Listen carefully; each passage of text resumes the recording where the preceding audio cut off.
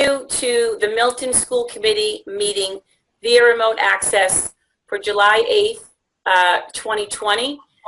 I again just want to state that we are operating under the revised provisions of the open meeting law dated March 12, 2020 under Governor Baker executive order. I'm going to formally call the meeting to order, and I'm going to ask if there's any changes to the agenda. Dr. Donahue, do you have anything under policy you want to change?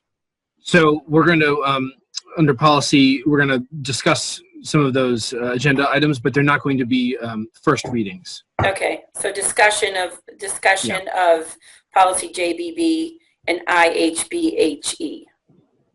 Okay.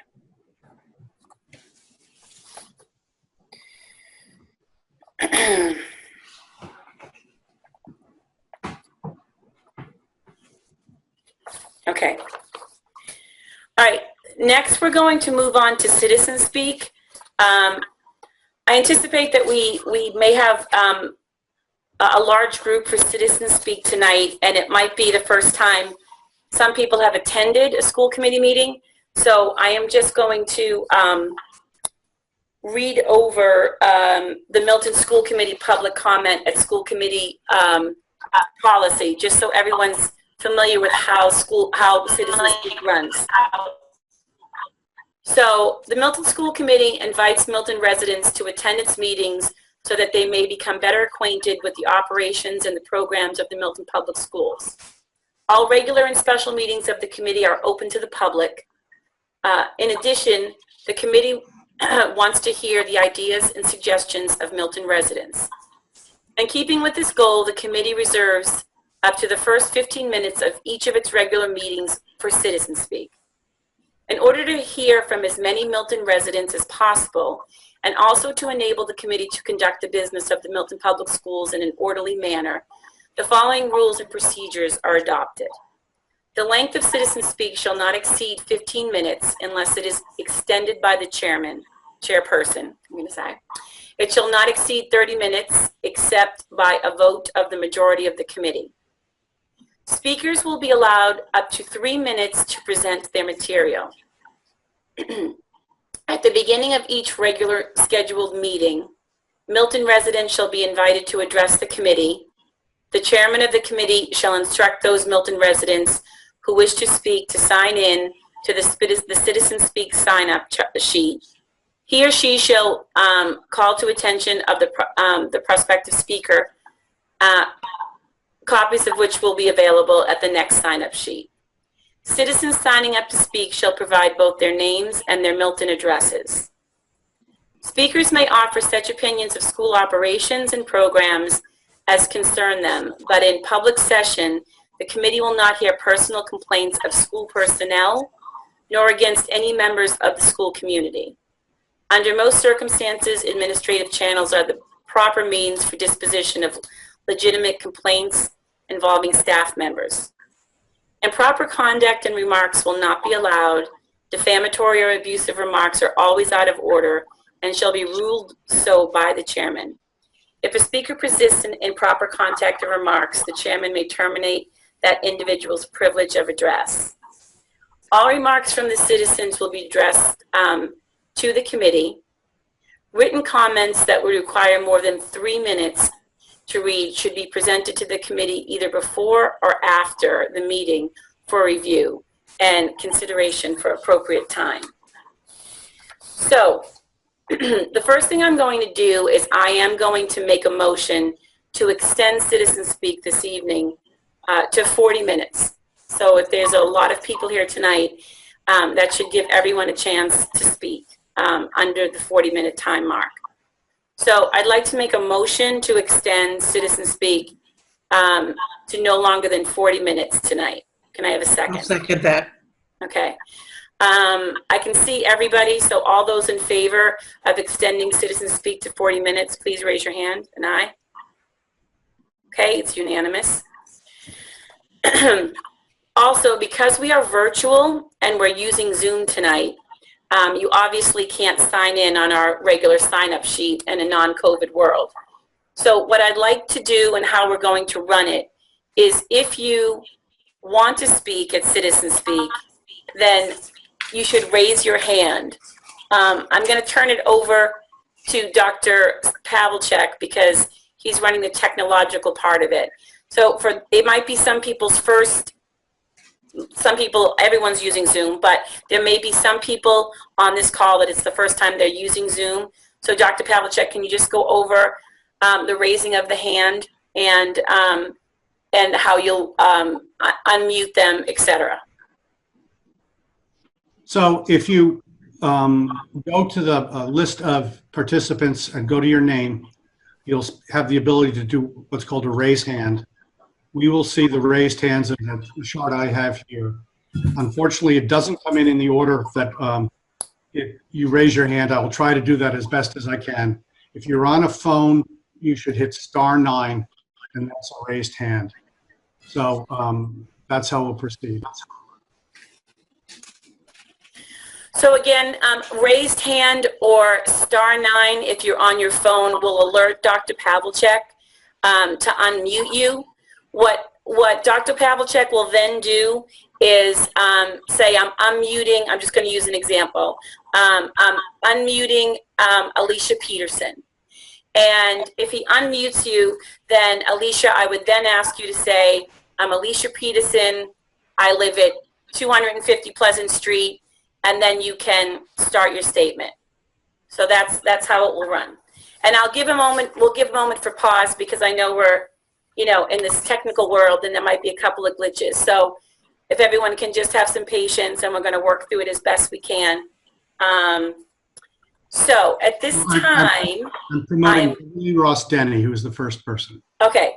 I'm going to ask, that must be Beverly. So Beverly, I'm sure it's you. So, but formally, Beverly, if you can unmute, and I'd ask you to turn on your video if you can, so that we can see you. Better to engage and see. I see you. There's Beverly. Hi, Beverly. And then when you're done, Dr. Pavlicek, and then you can turn off your video if you want and move back. All right. So please start. All right. So for those of you who don't know me, I'm Beverly Ross Denny. I've been a Milton Public Schools parent now for 8 years. And for those of you who may not be familiar with my background, I've worked in ed reform for the past 15 years, working in teaching and learning for the Boston Public Schools, student support at Boston College, and then with an organization called Research for Better Teaching, where the book The Skillful Teacher is published.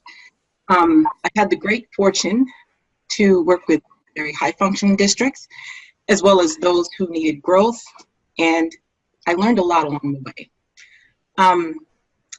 I personally try to make an effort to share what I've learned with the Milton Public Schools, and on several occasions I've met with or written to a variety of district leaders to share research-based practices, whether it's related to implementing the ELA curriculum, talking about school climate surveys, competency-based report cards. But in general, if I'm going to share something, it's because I think it's to the benefit of all kids, not just my own. And in some cases, my recommendations were taken, and in some cases, they weren't.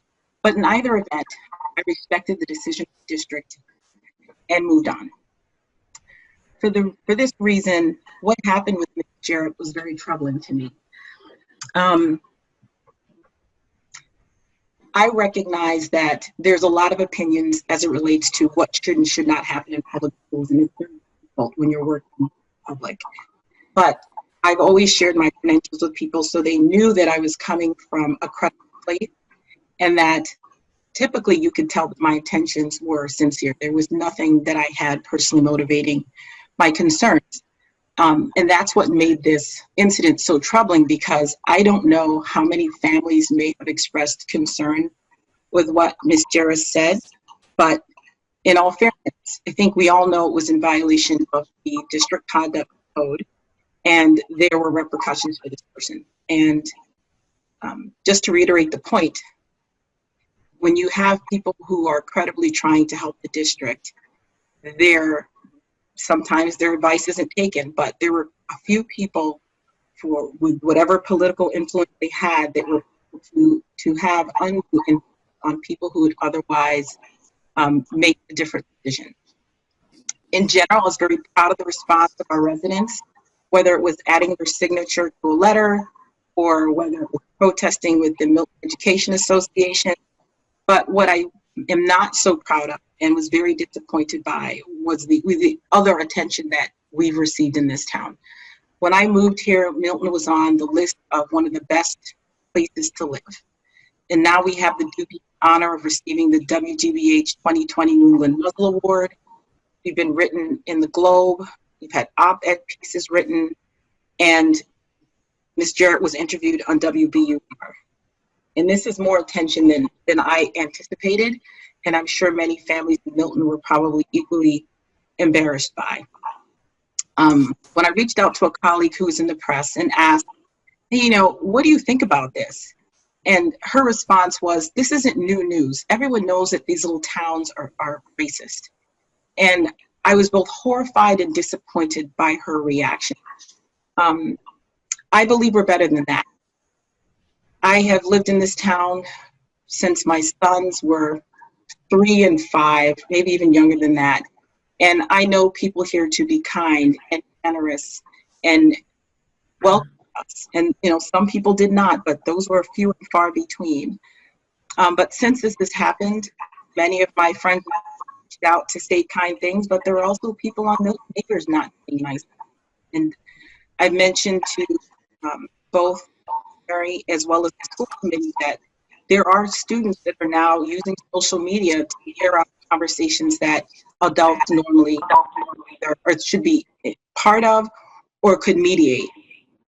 And in either event, I don't think this is what is showing best for me. And as a town and as a school committee, there's a sense of obligation that, you know, signing on to the MARC platform, the right first step, but there has to be something that's that reconciles. Like, we can't just go with it being this unspoken evil that's in this town that's dividing people that normally would be kind and respectful to their neighbors, or at least we hope they would be. I'm proud to live in this town, and I'm excited about the energy and the dedication of the families and the school committee and the administrators who really want to make this better. But there has to be some sort of accountability for what has happened. And I don't know what the answer is, but I would love to hear something from the school committee or the administrators about what do they believe is the right thing to do, or who could help them come up with a good solution. Thank you for the time. Thank you, Beverly. Glenn, next person. Chairman Varela, Yes. I've already failed at my job because I was supposed to give you the 30-second warning and the 3-minute, but so I apologize. Sorry, I just couldn't do it. No worries. All right, I will try to do better. Yeah, no worries. Yep. So I'm recognizing someone calling in on a phone whose last 4 digits of their phone number are 0838. You can unmute yourself and you're recognized. Okay, my name is Phil Drohenning. I live at 23 Parkwood Drive in Milton. I wanted to talk about the Muzzle Awards, as those have already been mentioned. I'll move on to the Greater Boston episode where Zakiya Jarrett appeared. And Jim Browdy asked her, would you do this again? And she said, no, I wouldn't. And she said, colleagues of mine also would not do it. And what are they talking about? What they're talking about is a discussion of race. And I really believe that it's wrong that our teachers, including Ms. Jarrett, would feel inhibited from discussing race, since it's such a vital topic at this moment.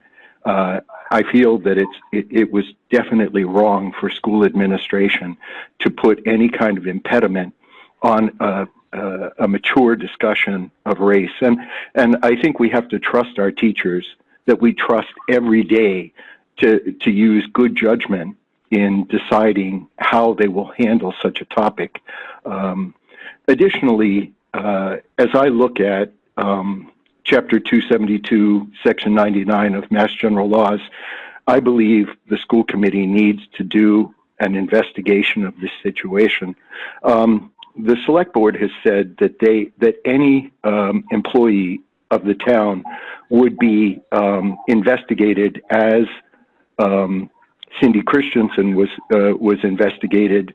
I don't know who's familiar with that situation, but it means that they hired a law firm and they had an investigator from that law firm. It's the town law firm, Murphy Hess, look into the situation. And what is the situation we would look into? Number one, we have the person who violated the two-party consent idea in the law. And so what that means is that if Ms. Jarrett didn't give her permission to be recorded, she cannot be recorded. And to do so would be a felony. And that felony would be punishable by time in prison or a fine or both. And then there is also the question of the people who used the tape, I'll call it a tape, to bring this up with Ms. Jarrett. In fact, whoever is that person, whether it be the principal, whether it be the school the school superintendent. 30 so sorry, 30-second warning. The idea is that they have committed a misdemeanor. We need to protect the legal rights of Ms. Jarrett. We need to look into this and make sure that the people are appropriately punished under Mass General Law. Thank you. Thank you, Phil.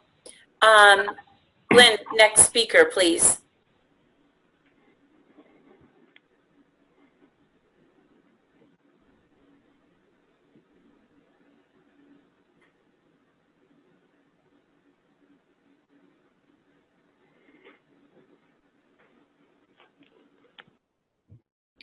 Hi, I'm Jenny Mulqueen, and I am a Milton Public School parent for 10 years. Thanks for hearing me tonight. I just wanted to speak on what I want most for my kids in the public schools and their experience. What I want most for my two mixed race kids, one with a disability, is to feel safe and included and valued in their learning communities. This has happened in many respects, and I am grateful. But like many who are here tonight, was recently chagrined to learn that a Milton Public School teacher would be effectively muzzled and reprimanded for being authentic. This has to stop. Good teaching can create a safe environment. And good teaching is when our educators are not scared to be authentic and share their real experiences with our kids. Kids know when they are getting the real deal, as opposed to something canned and prescribed. Educators are being called in this moment to be part of shifting an unjust narrative. They must be empowered. Innovative, anti-oppressive curricula will require integrating the arts and sciences to weave and teach complex, truthful stories that matter to our kids and inspire and empower them to continue to do good in the world, rather than pushing them to excel in a broken, exclusive system. This means teachers and administrators and parents and families must be called to do our own work on systemic racism and then be open to working collaboratively across disciplines to begin turning towards justice. I hope that this can happen, and thank you for hearing me tonight. Thank you, Jennifer, so much. Glenn, next speaker. Promoting Regine Jean-Charles.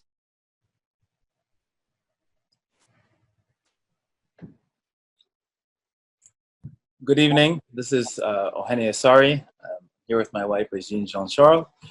We live on 70 Sumner Street, and thank you for the light. It helps. And so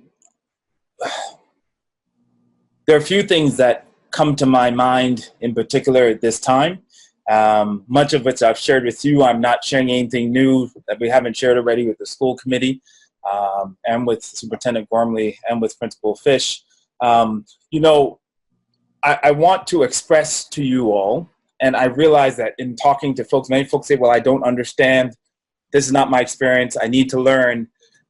We have been in tears for the past several weeks. I'm not a crier, but I have cried on almost daily basis, on regular basis. I was with my company and someone said something to me and it just brought up so much of this emotion, and I found myself weeping in front of a company that I own and run. And the question was why? And so I want you to understand, I want to portray in the essence of sharing the experience here as a community. I'm from West Africa. We believe in a shared community. When one hurts, we all hurt. That's how we were raised. That's how we believe Milton should work. Why is it that the pain of this is felt only by some in this town? Why do I say the pain is felt only by some? Because I know that when you make a mistake, my mother taught me to apologize. And I appreciate the apologies that have gone forth, but no letters have gone to all the parents about this. We said no letters have gone to all the various committees in the school. There has been a general approach, and I understand that time is needed, but an apology is easy to write, such that everyone knows where we stand. Because if we don't speak truth, then it feels like those of us for whom this is a personal issue are affected and have to carry this burden, and others do not. There are many in Milton we know who are comfortable with not telling their kids anything about this. We have many friends who said we have not yet shared with our kids the race stuff that's happening in the world. We don't know how to approach it. That is a fine perspective. If that is your choice and that is an option, that is not an option for us. So what I'm asking for is for solidarity from the school committee. You know, we are people of faith, and one of the things that it says is that when we show up at heaven, it's not about what you did and all the awards you won and all the companies you started and all the money you made. None of that matters. But in my faith tradition, what gets asked of you is when I was sick, when I was down, when I was in prison, did you help me? Did you see me? When I was on destitute, did you feed me when I was hungry? Did you come to my aid when I was on the side of the road? And so when we reach out, there is a stereotype, and we know about weaponized black flesh, and I know it feels maybe threatening to have all these people at the school committee suddenly. It feels like we may have invaded your meeting a little bit. But I want you to know that there is, one of our concerns is that we're looking at an all-white body here. We're looking at you should see what it looks like to me. And I know you guys, and I know your hearts, but what it looks like, right, coupled with what we've seen happen, does not represent our community. And so the question that we're asked, I'm asking you, would you stand with us? What does that look like to stand with us? It means that looking at the pain that some of us are in and coming alongside of it saying, we hear you and we care and we'll walk with you. What it does not mean is just keeping quiet. And I know many people say they care, many people are there. Where are your voices? Where is the action? Where is anything to say that what happened was wrong and should not happen again? And I appreciate the apology that we've received and speaking personally with folks to me. But there are many parents who are not on school committees, many parents who are not on diversity committees, many parents who are not on site councils, who are not here, who may not even be able to speak English, as my wife would say. Who is going to reach out to them? Who all they know is that this happened. And some of them hear from their kids. Some of them hear from the community. What is going to happen? I was in Milton. I will close with this. I was in Milton Food Mart, a place we all know and love because of their slushies. And I saw a young black man standing there waiting to buy a mask, and a white man came, an older white man came in, and an altercation started. The fact that the black man didn't have a mask, but he was in line to buy one, but technically you shouldn't be served without a mask, and the white man didn't want him 6 feet in, and literally a brawl was about to break out. The white man threatened to call the police, and I said, is this Milton? Is this Milton. And you know what it took? It took someone buying a mask, someone reaching, a stranger stepping in, buying a mask and saying, here, I'll buy a mask for the young black man. And then suddenly everyone said, thank you, and the altercation was stopped. I'm asking you, school committee, to be that stranger who buys the mask. Come in and make the difference. You have the ability, you have the power, you have everything you need. We cannot do this for you. You must step up, you must speak up, you must represent the needs of the people. If not now, when? Thank you, I appreciate your listening and your time. Thank you very much. Glenn, could you promote the next speaker? Next speaker is Deborah Bigham. Great. Thank you so much for giving me the opportunity to speak. I'm very moved by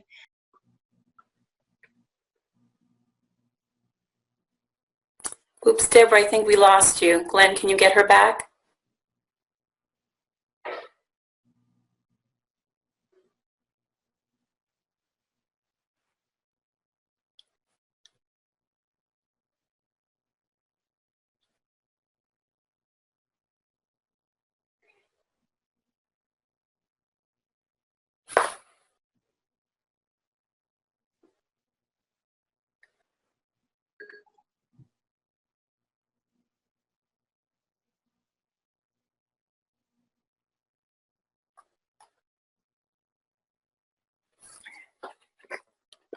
I see you, Deborah. Okay, there we go. Great. hopefully I don't get kicked out again. Yeah. If I do, I'll dial in and That's great. That's great. So I live at 27 Hudson Street. I'm a grandmother of my granddaughter attends Miss Jarrett's class. And I have been very upset about what happened. And first off, I must say that I am a national leader who teaches about anti-racism for the United States. And I am very acutely aware of the high rates of disparities and inequities in maternal outcomes, and have been working to eliminate those inequities. We cannot eliminate inequities in maternal deaths in our communities. None of us can rise to our full potential without all of us. We cannot leave anyone behind, and we cannot stop we have to talk about racism. We have to be anti-racist. We have to make it okay to talk about racism. I have been aware of structural racism in the school system for a while. I have seen and heard of different activities that have been unacceptable to me. We have spoken up, and my daughter-in-law was told to cease and desist having those conversations. She felt scared to go back to school and interact with the principals and with the teachers. She would speak tonight, but she's had major surgery, unexpected emergent surgery, and I have her permission to have brought that up. I must say that I am absolutely horrified that a teacher talking about racism is suspended for even a moment rather than congratulated and supported.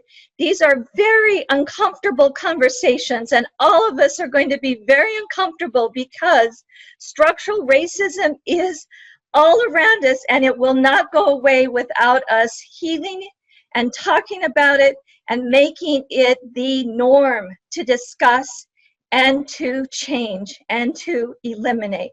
And it will not be eliminated without action, from the heart.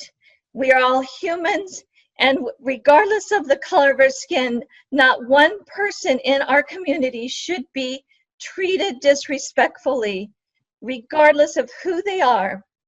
And everyone has the right to live with dignity and with respect. And I want the school board to act with urgency and with dedication. And I want the superintendent, I am so disappointed in what you did. And I'm so disappointed in that now to hear that people are afraid to speak, teachers afraid to talk about racism. We will never eliminate racism if we can't talk about it. And I thank you very much for time to speak tonight and for those who have also spoken. So thank you. Thank you so much, Deborah. Glenn, our next speaker. Next speaker is Meredith Thayer.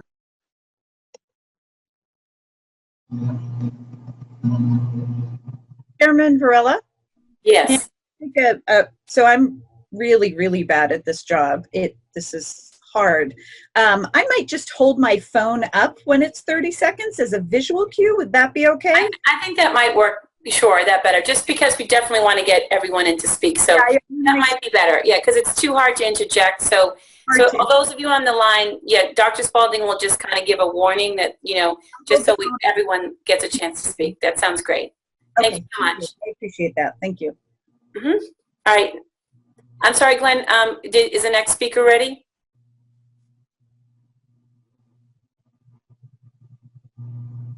The Thayers? I see you. Yeah. Hello, my name is Matt Thayer. This is my wife, Meredith. We have a daughter, Nayeli, who's in finishing 6th grade, and we have another daughter going to Tucker next year in kindergarten. I'm sorry, can you just state your street address too, just for the minute records? I'm sorry. No problem. We're at 31 Gulliver Street. Thank you so much. We moved to this town because we love it here, and the school system was a huge part of that. And I have never been more disappointed in my life to be a part of something than I am with the school system right now. We believe fully that racism should be talked about. Racism should be acknowledged, and for those of us, it's a privilege to not have to do so with our children. But not everybody has that privilege, and I think that Zakia getting silenced. I'm sorry. It's very, very disappointing, and I want to be proud of where my kids go to school. I want to be proud of the leadership that I'm looking at, and I can't be. And I'm emotional right now listening to Ohene, my friend, talk about how he feels. And I want to stand with you, Ohene. I want to stand with people who feel that. I want to pick you up on the side of the road. And I want to be a part of a town that feels the same way. And how anybody could feel that way right now is beyond me. And that starts at the leadership. That starts with you all. You've created a culture where people don't feel safe to talk about it. You've created a culture that's exclusive. You've created a culture that is a tale of two halves. And I'm really disappointed in the Milton school system. And I think the beauty here is that there's an opportunity. And Milton can be a town that is leading in this. And you have people like Regine and Ohene who are willing to lead the way. You have the Milton community is stepping up, and I think we get to change the way we behave, and that starts with the leadership. But man, it's freaking frustrating. Man, it is disappointing looking at you all sitting up there and what you've created. And I'm sick to my stomach about it. We have been for a long time now. And you all have heard from me, and we, I'm terribly upset and disappointed with the Milton school system right now. And I look forward to seeing what comes next. But I have to admit that I'm dubious. I really am, and I don't trust the leadership right now to do what's right based on the actions that you have the way you've behaved in the past month. Thank you for your time. Thank you. Dr. Pavlicek, next speaker. Next is Emily Speck.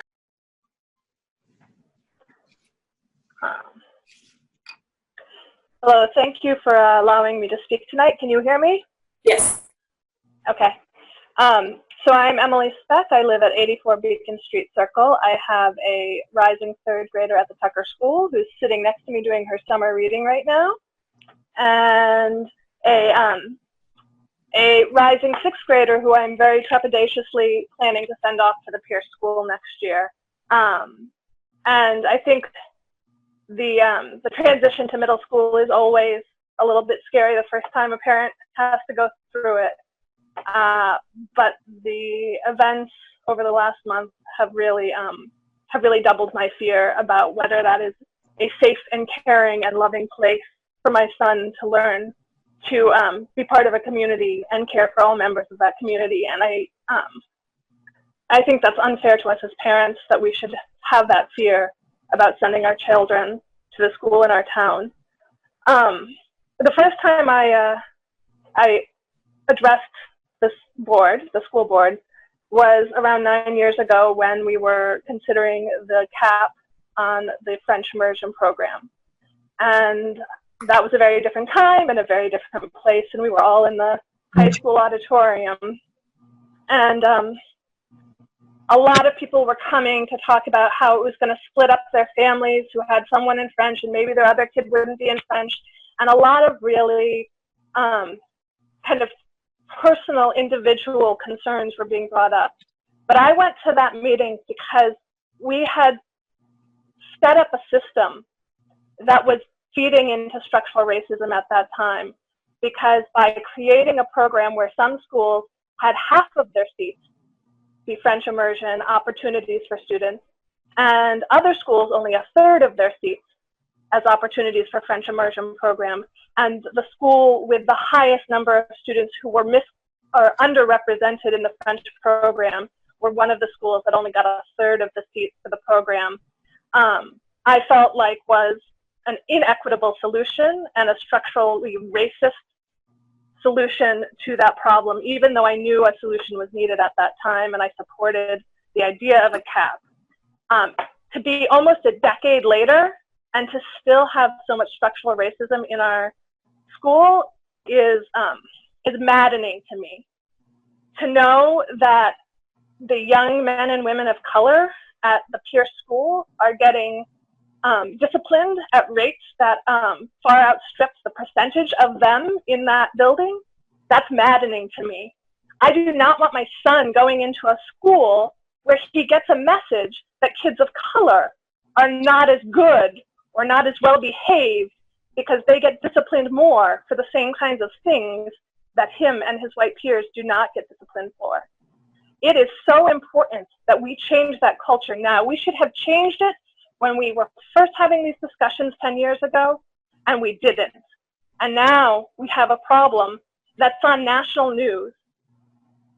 And I am so frustrated and so angry, but I'm also so glad that at this moment, at this intersection of national news and our small town news, that we have the power to make these changes, because before we swept it under the rug, we ignored it.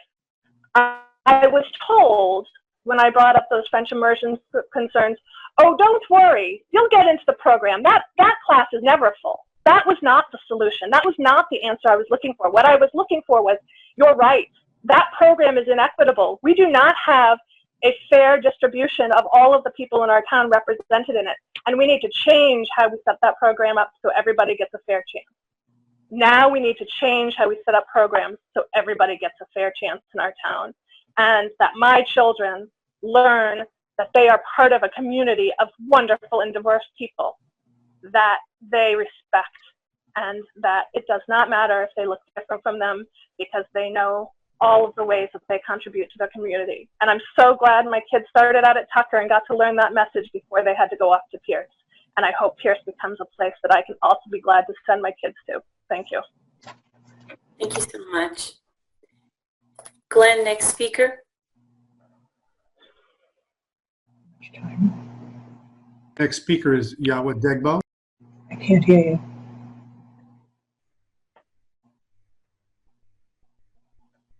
Yeah, I think you have to unmute. Are you able to hear me? Yep, we can hear you. Perfect.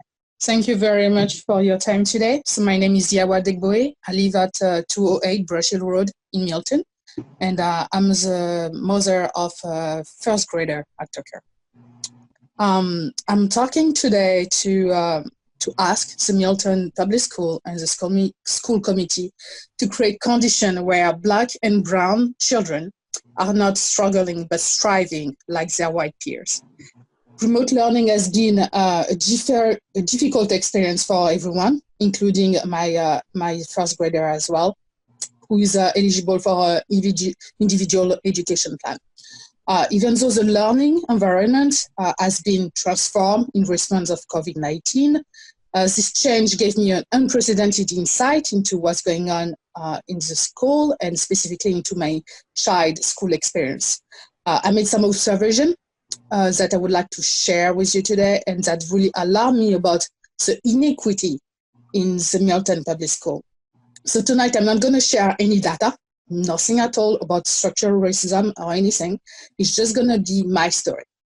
So in 2019, my family worked with Milton educator, like very qualified and devoted people, to develop an IEP plan that will meet my children's need. The initial round of conversation were overwhelming and really traumatic experience. I realized how poorly we, parents, my husband and I, were equipped to understand the result of the test. But also, I came to the conclusion that this process was designed for educational experts and relegate parents to spectator unless they acquire a deep understanding of testing methodology, educational term, learning vocabulary, testing scale, internal school schedule, grade expectation, educator qualification, and more. Our first IEP left me in tears when I realized how abyssal my ignorance of the school system was. I wasn't able to effectively advocate for my kid despite my will. Therefore, our family hired a NED advocate. So here I am to say that access to resources, whether it's people, knowledge, or money, should not prevent any parents, no parent, from advocating for their kid or be an active participant in their academic success. The second point that I want to raise is in the fall of 2019, I felt that the choice my family made for the education of my first grader were challenged. So when my kid was still in kindergarten, we decided to enroll her in the French immersion program, and we were lucky enough to have this switch granted through the lottery system. And so my child started in the French immersion school in the fall 2019. So early on, the Milton educator mentioned that the IEP would conflict with the French curriculum. I do understand that. I do understand the reason, the underlying reason behind it.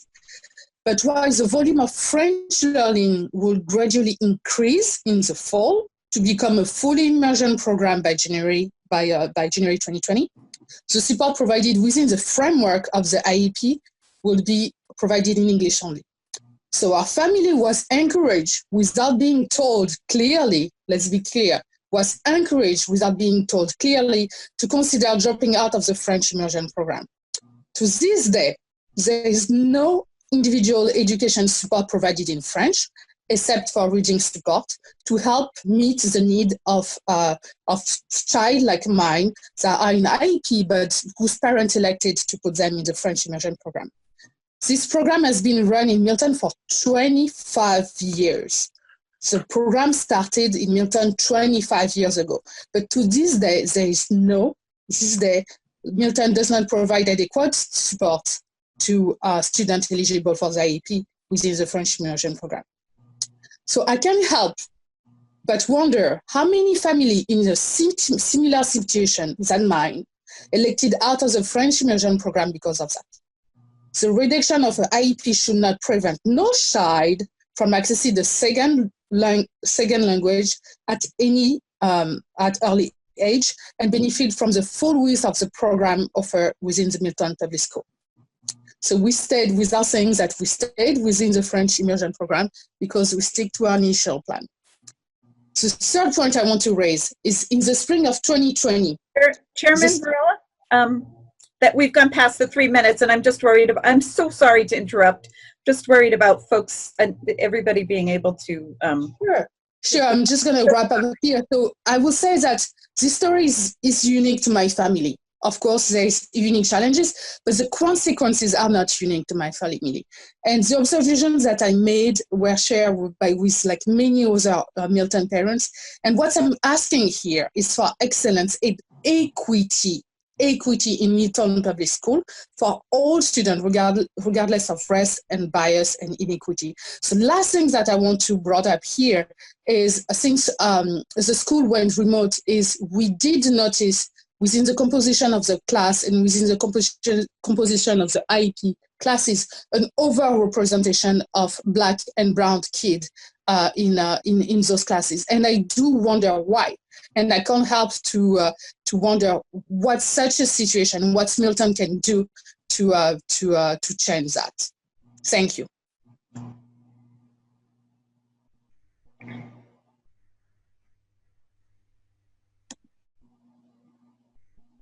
Promoting David and Caroline Cullum. Thank you for giving us the opportunity to speak and for having this opportunity for you all to hear our feelings and our concerns. I wanted to share that my husband and I are residents on Pagoda Street in Milton, and we want to recognize that, yes, we do acknowledge that our daughter, who was first grader, had the opportunity to have Monsieur Leon or Mr. Late. She's had the opportunity to have Miss Barker as a kindergarten teacher. She's had the opportunity to have Dr. McNeil Jermai as a principal. And we recognize that as steps that Milton Public Schools have made for progression. But what happened with Zakiya Jarrett at the middle school basically is a roadblock to any work that has been done in Milton Public Schools. And being a Massachusetts educator, a Massachusetts teacher in middle schools, I have no desire or encouragement or motivation to ever want to apply to work as a teacher in Milton Public Schools. And being a teacher, a Black teacher in Massachusetts Public School, and having had the opportunity to work in various districts, I recognize how hard and difficult it can be at times for suburban areas, suburban public schools to locate, to find educators of color.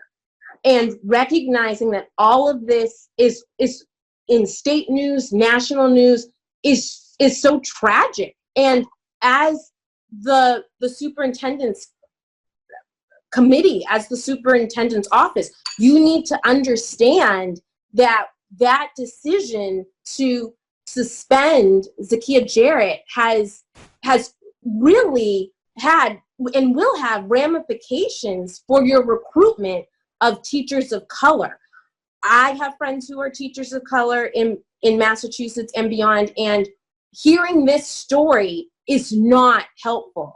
And so I just bring that to your attention because I think you need to understand that that decision that was made in the spring involving Mrs. Jarrett has been detrimental to any work that you have put forward so far. And it needs to be understood by you all to understand the gravity of that situation. It's unfortunate and it's sad, but you need to think about when you have these interviews with upcoming educators of color, what will you say to them? How are you going to address what happened? Because they all will be aware. It's not like they're going to not know. How are you going to understand and make plans to help educators of color feel as though they can be included, that they can be heard, and that they are going to have a platform to work and to make progress with Milton Public Schools. Thank you. Thank you so much. Dr. Pavlicek, next speaker. Bringing up Farah Asaraj. Good evening. Make sure that my video and audio works. Thank you for having me. I'm Farah Asaraj. I am the daughter of Latifa Hakeem. I am the granddaughter of Umi Aziza, and my lineage is from Northwest Africa. My daughter, Camila Blackman, is the great-granddaughter of the McIntosh family of enslaved peoples of the Carolinas. That is all important because it gives the context of who we are as people and how we engage in terms of communities and how we are very often living in oppressive and systemic realities. My address is 41 Churchill Street in Milton, and my daughter has been in Milton School since the first grade. So in the first grade, there are a couple of points in terms of low expectations. So when she entered, I left a Fulbright grant when my daughter was in a bilingual program where she received French instruction. And I wanted to ensure that she continued to learn French because that was also a language of access to our community and our people. And when we entered the Milton school systems very clearly and very soon thereafter, I was told many comments about her progress that were very negative. It then led into my daughter coming home because she was called lazy. It then led into, well, you know, she may need to be in a special education program and she may not actually qualify to even be in a French program because she is lower in math. All this to say that this is first grade, and in the first grade, she was also punched and beaten by a group of 3 girls, and more of the context of that is about her hair. And it was all around how her hair looked different, pulling on her hair in the first grade. So we overcame that. I met with Mary Gormley at the time.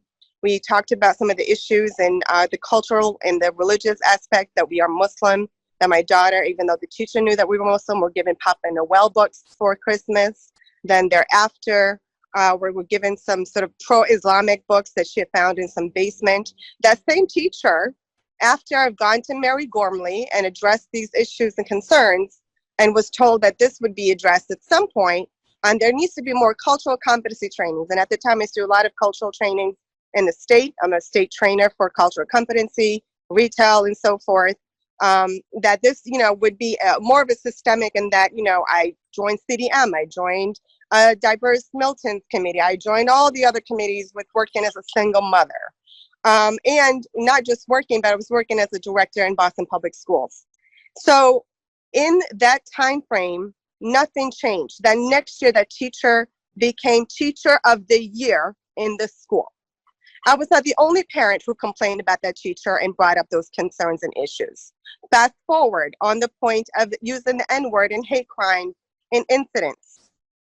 My daughter had repeatedly heard the N-word being used. I went to Dr. Spalding and repeatedly said that this was happening and that it continued to be an issue and that it should be addressed. I was told, again, that there was a letter put out to the teachers, that there was going to be a systemic response to this, that it was going to be addressed. I still have not heard of a protocol of a systemic response to children, especially white boys, who confronted my daughter again and again in her face. And you have to understand that that 2 minutes is not going to apply here for me today, because I waited too long and I waited for you to do something, and my daughter continued to suffer. And you sat back and said, we will do something, and you have not. And you sat back and said, well, you know, we've had a training on the N-word, but what has happened since then? It only exacerbated. We have now shut down our Black and brown children, their voices, their teachers. It is in the killing of their spirit. There is systemic killing, which we do with low expectations, with accessibility to programs, with lack of accessibility to AP, with overrepresentation in special education. There is overrepresentation when you look at your data and your numbers for discipline. And when my daughter, who for 2 years would go to Dr. or Mr. Fitzgerald and Dr. Spalding to actually report on bullying, had never in a day been in trouble, was disrespected, berated by Mr. Fitzgerald, and was then told that she was going to serve 3 days detention. And when I sat and spoke with Dr. Spalding and Mr. Fitzgerald, I was told that he needed training, that all of you needed training on restorative justice, that the way in which you responded was inappropriate, inadequate, and it was killing of our children. It is called the silent killing of Black children. When you have a boy, and a Black boy, who is suspended for being targeted by a camera in your school at the Pierce Middle School, and you have groups of Black kids who are followed by cameras, and I've said this to you, and I've said that there is a problem here. Our children are being targeted. It is called policing and profiling. And you are following them, and they get inactions, and they get repercussions and consequences that lead into suspensions on their records that leads them into what for their high school? What does it lead them to when you look at the comparisons of their white peers who are freely doing the exact same acts, but yet no one is paying attention and no one is saying a word? No one is saying a word, to the point that Black children start stratifying and start to then divide within each other because they don't want to be with a group of kids who may get suspended. Do you understand how big of a problem that is?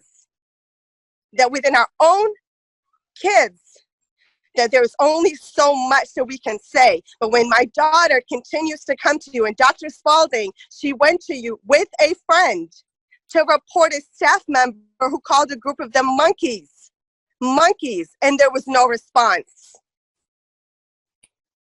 There was nothing that was done.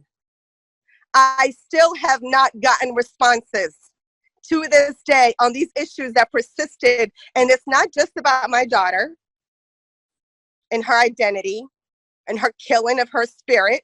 It is about all of our children and what are we teaching them if we continue to choose and to be selective and to be able to sit here and say that justifiably these kids get a target, they get a certain track, they get a certain program, and they're getting pushed and pushed out. I won't even get into the curriculum and the lack thereof and how it's been addressed or taught, or the pedagogy on anti-racism. I'm sorry, I don't mean to be rude, but there's a lot of people left, and to speak. There are a lot of people left. I just want them to have a voice as well. Yes, I agree. And just to be clear, Sheila, I asked a lot of those people to attend tonight for this purpose.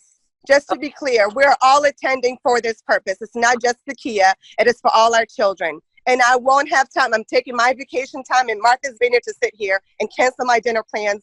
So I'm going to explicitly say to you, you need to have better answers than we are figuring this out, or we're going to listen. Haven't you listened to me for 8 years? I am an educator. I'm a principal. I have Black students in front of me that I fight for every day.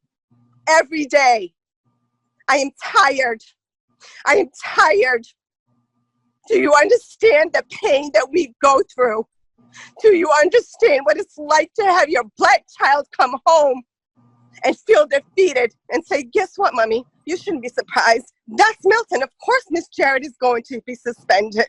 They haven't cared about enough about our Black children that they have to accept that that is the outcome when they are adults, and I refuse it. I refuse to have it today, and I will stop here. But I want you to walk away with this. You have not done enough, and you have sat too long, and we do not trust that there is action that's going to take place. There has been hurt, and yet we still do not hear the accountability. We have yet to hear, this is where we screwed up. We have yet to hear, this is where we've silenced the voices of Black teachers and Black kids and Black parents because we have not come out and said enough. My daughter might be going to Brimmer in May, but I am not leaving. And I'm not going to leave this fight because all the rest of the children who are impacted and affected still exists, and so do their parents and communities. And if none of you have a Black child, then you don't know this pain in this way. You don't know this pain in this way.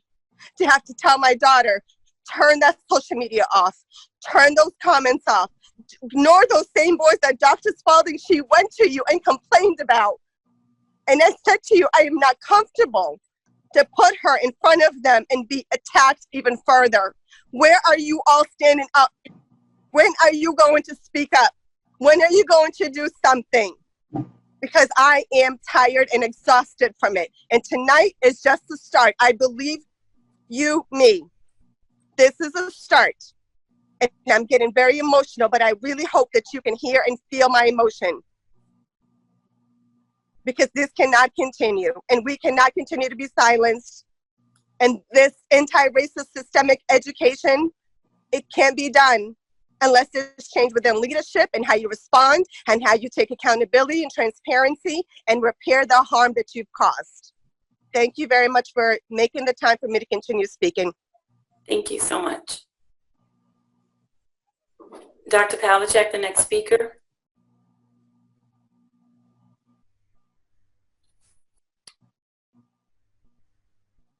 Patricia Guglietta.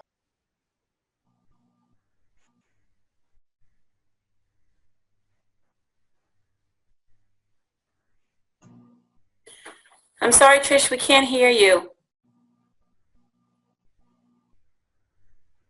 I can see you, but I just can't hear you.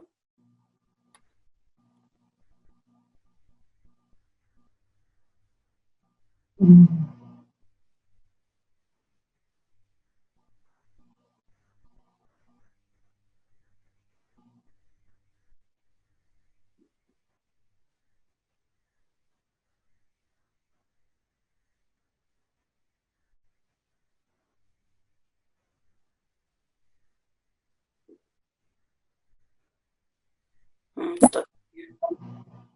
Wait a minute, is that? No, still can't hear.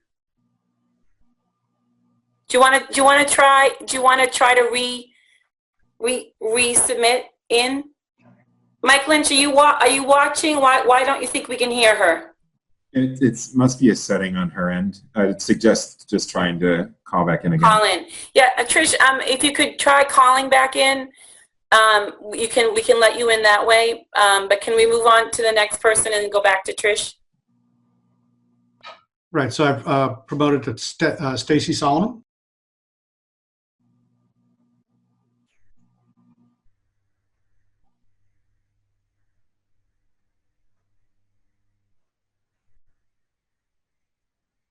Can't hear you. You're unmute on the lower left-hand side.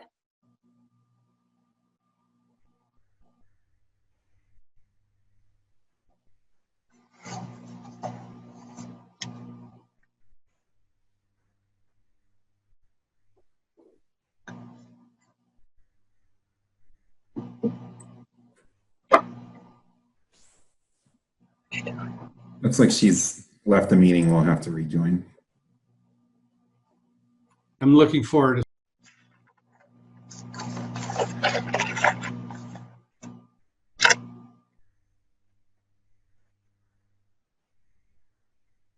You're the next person, Glenn?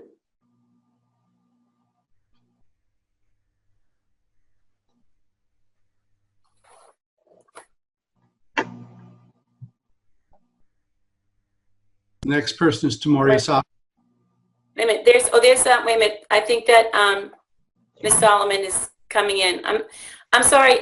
It's yeah. Sorry. Can you hear me now? You go first, and then we can have the Sabbaths after. Okay. Go ahead. Sorry, I don't know what happened. It just went out. Hi, my name is Stacy Solomon. I live on 54 Beacon Street Circle. My daughter will also be a rising sixth grader. I have spoken to this committee before. I am an educator myself. I've worked at in Boston Public Schools for over 20 years now. And I guess what many of my peers have said that I just want to make sure is understood is really what is being asked, and it's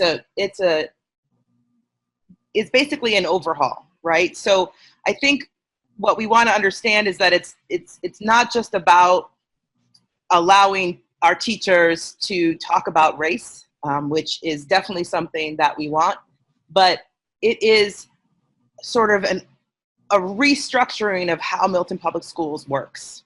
That's really what's being asked. And because if you look at the data in Milton, the data is alarming. This overrepresentation of students of color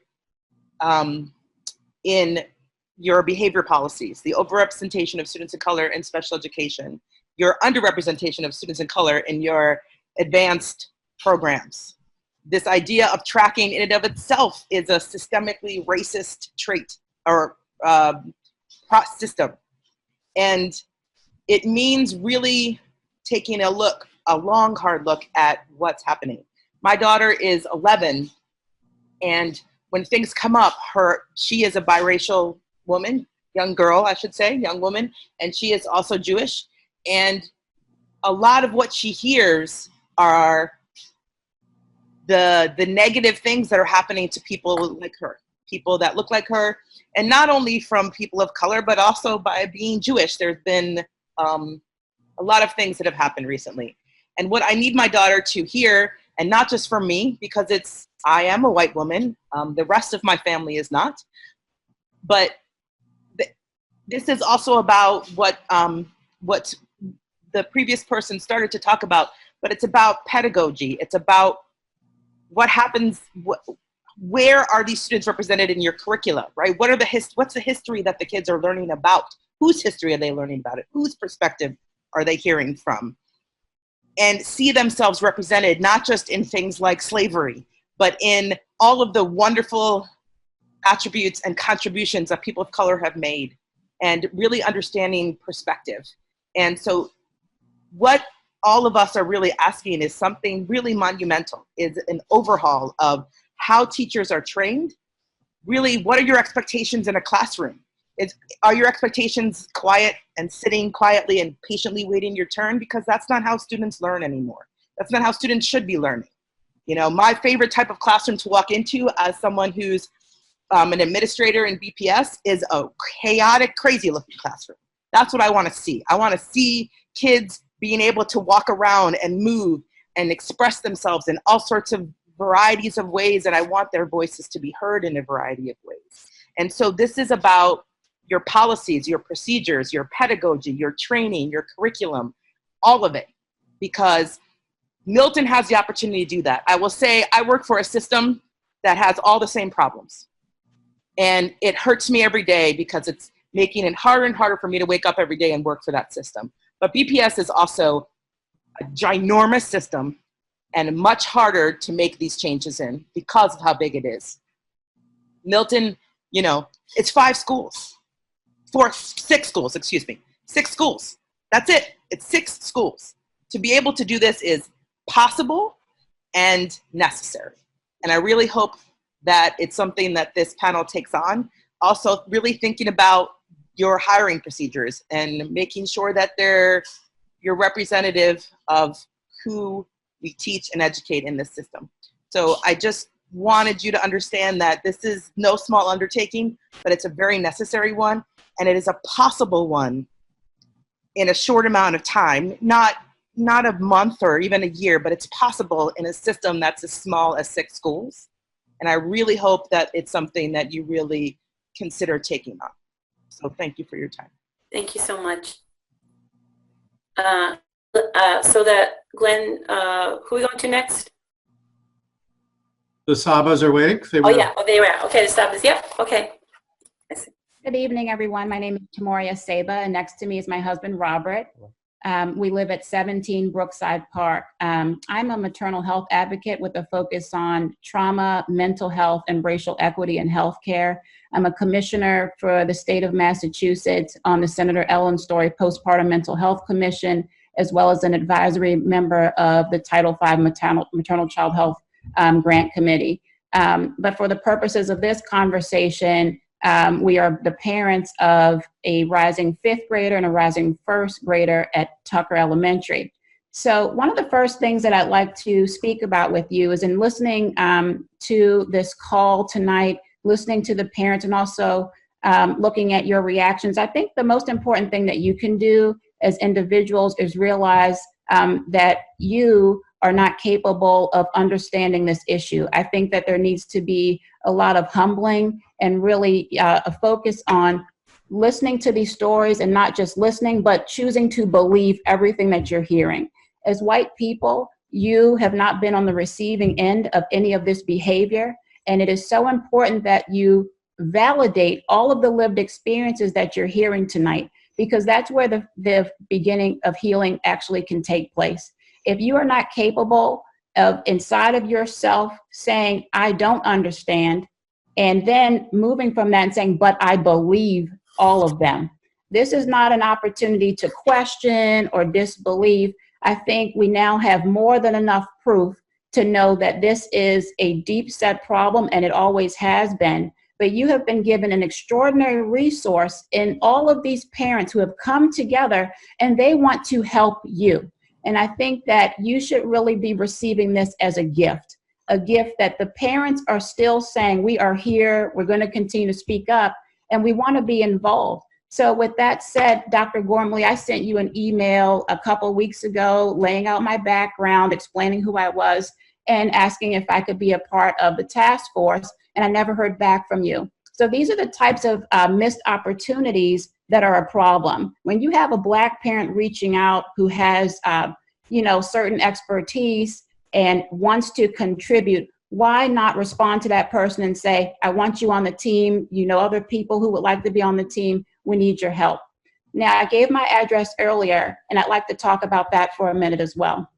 We are zoned for Glover School, but we chose Tucker. And I think it might be obvious why, but if it's not obvious, I'm going to just go into it a little bit. We've only been living here about a year and a half, and we had heard stories about racism occurring from the administration at Glover. I'm going to go over just a little bit, but not too much. So we were already coming from a district that my children had dealt with racism, and we didn't want to deal with it again. And so thankfully, I'm glad that you put us into Tucker. However, that really shouldn't be the solution. We chose a neighborhood for a reason. I would love to be able to have my kids have the experience like so many of my white neighbors' kids. They just get to jaunt off to school. They can walk to school just 4 or 5 blocks. I would love for my kids to have that opportunity. But because I already knew what they might be dealing with, we did not want to put them through the possibility of dealing with racism on top of having to deal with everyday things in terms of growing up. They should just be free to learn and enjoy and form social friendships and enjoy strong academics without feeling like if they have a problem that no one in that building is going to stand up for them. And I think that in terms of equity, there is segregation happening in the schools which has to stop. The answer is not to move Black children into Tucker School. The answer is to force, and I'm going to use the word force, right? You have to force this administration and these teachers who are committing these heinous acts of racism against these children and not standing up for them. A teacher is a teacher, but a teacher is also an advocate. They are charged with a duty to protect, and they are not protecting these Black children. When the Black children come up to them and say that they have experienced something, and I'm going to go back to the first thing I said, they have to be believed. They are the ones with the lived experience. A white person will never understand the lived experience of a Black person. A white child will never know what it's like to come to a teacher with a type of problem that our children face and understand what it's like to not be believed in that problem. And so I'm going to charge you with the duty of this now has to move into action. You will hear, so you've heard so many stories and you're going to hear so many more. What is the action piece going to be? It has to be anti-racism education or a disciplinary action against teachers who will not stand up for children. Every child deserves to feel safe, and every parent should have the opportunity, and child as well, to live in the neighborhood they choose and not have to worry about whether or not they're not going to be protected at school. And so that really for me was it's really, really disheartening to see that the answer seems to be let's just shuffle the black kids to Tucker. The student body is so segregated at these schools. That is why when they get to Pierce, they have all these problems. So many problems start to brew in 6th grade because most of the black population has been at Tucker for 5 or 6 years. And then all of a sudden they're thrown together in middle school, and some kids haven't been exposed to kids of color, and they're all just trying to work it out. So there's a responsibility on your part to make sure that these schools are doing what they need to do to not lose children of color, and in particular black children, when these things happen. The teachers, and I understand, like, anti-racism and the trainings and the workshops. Humanity. This is about dignity. I would stand up for anybody experiencing something that is causing them harm, regardless of their race, their age, their abilities, their sexual orientation, et cetera, just because I am human and I care about other humans. And that is what I want to see the teachers begin to do. Thank you. Thank you so much. Glenn, do we have our next speaker? I'm bringing back in Trish Giulietta. You just have to unmute in the lower. Can you hear me now? Yes? Wow, I'm so lucky. So hi, I am Trish Giulietta. I have 2 children that began at Pierce. Both of my children are Haitian. They were adopted as infants, toddlers. And so I have the unique perspective of being a white person who is the child of 2 children of color. I'm also the physician for the Milton Public Schools. So I work in a primarily immigrant and population in Chelsea, Mass, which is a very underserved and poor area. So I have a lot of experience trying to live my life in an anti-racist way. And I just wanted to talk a little bit about what's happened and some of my son's experiences and thinking about what we can do going forward. I think I'm just going to tell you 3 things that happened. One is that at the beginning of this year, the students were doing a social studies project, and I objected to the way that there was a hierarchy placed where the teachers was a pyramid of power. The teachers were at the top, and the children were at the bottom, and the children were called slaves. And I spoke to Mr. Fish and Mr. Fitzgerald about this. Mr. Fitzgerald said that he was never offended by that, which of course I thought, well, of course not. You're not being called a slave. And I thought that it was possible to use a different terminology like serf or peasant or minion or something else to describe my child as a slave was not something that I felt like I was comfortable with. As a result, Mr. Fitzgerald told me he didn't think it was a problem and that I could speak to the curriculum coordinator if I wanted to. She never reached out to me, so I kind of let that go. I think my son, Anthony, is a rising 7th grader. Last year, he and one of his friends who's white, his best friend, were goofing around and laughing in the hallways and getting into a little bit of trouble. And the white friend was let go. And then Anthony was spoken to and said that he was going to get a warning if he still behaved in that way. And that's a teacher who's pretty well known to people of color, parents of color that I know, as a person who has had what we consider to be unequal or inequitable interactions with people of color at the school. And Anthony's response was, well, that's how it is. The black kids always get in trouble. And my heart broke because that's not the way it's supposed to be. And yeah, he was at Tucker, so he didn't realize that he was going to get in trouble just for being the brown kid. He didn't understand that. And I truthfully didn't either. I was so happy we moved to Milton. I was so happy we were at Tucker. And now at Pierce, it's been awful.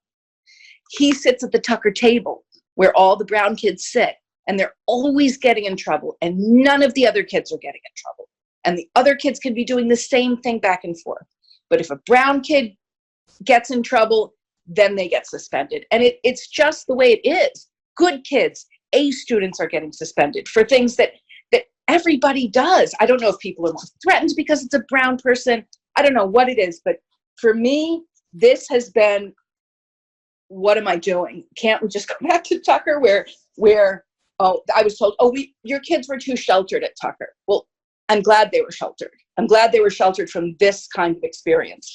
I'm glad that they got to sit at any table they wanted and they weren't called the Tucker table. And one thing Miss Jarrett did for my kids, for my son, was that he and a couple of his buddies were walking down the hall being silly and being loud. And Miss Jarrett said to them, hey, you guys, listen, you are Black.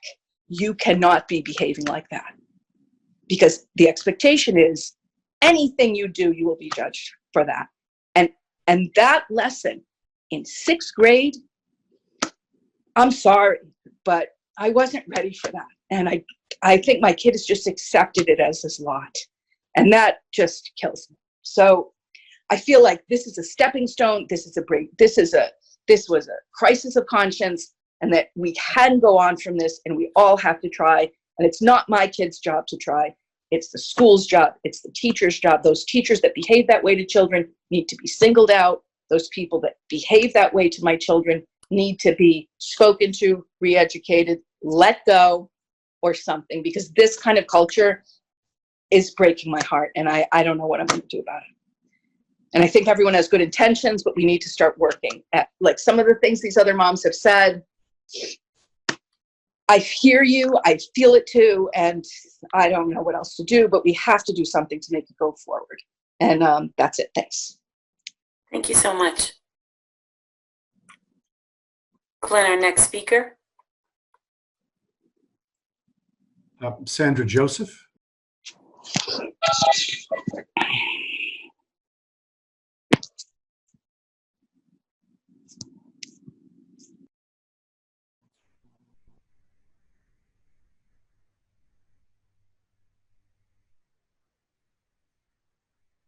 Hello? Is it my turn? Yep. Oh, okay. I'm sorry. It got disconnected for a second. All right. Well, thank you so much for giving me the opportunity to talk tonight. I'm actually still trembling from all the different testimonies tonight. And I think I'll talk about my personal journey, because I think it's telling a lot about no turning back from this. We can only move forward, and a change is needed. I am Black. I am Haitian. I'm Canadian who decided to move into the US. The land of opportunity, they say, the land that permits to have the American dream. I come from Montreal. Montreal, if you guys don't know, it's a place of diversity. You know, there's all the cultures, all the different races or cultures in the world are represented.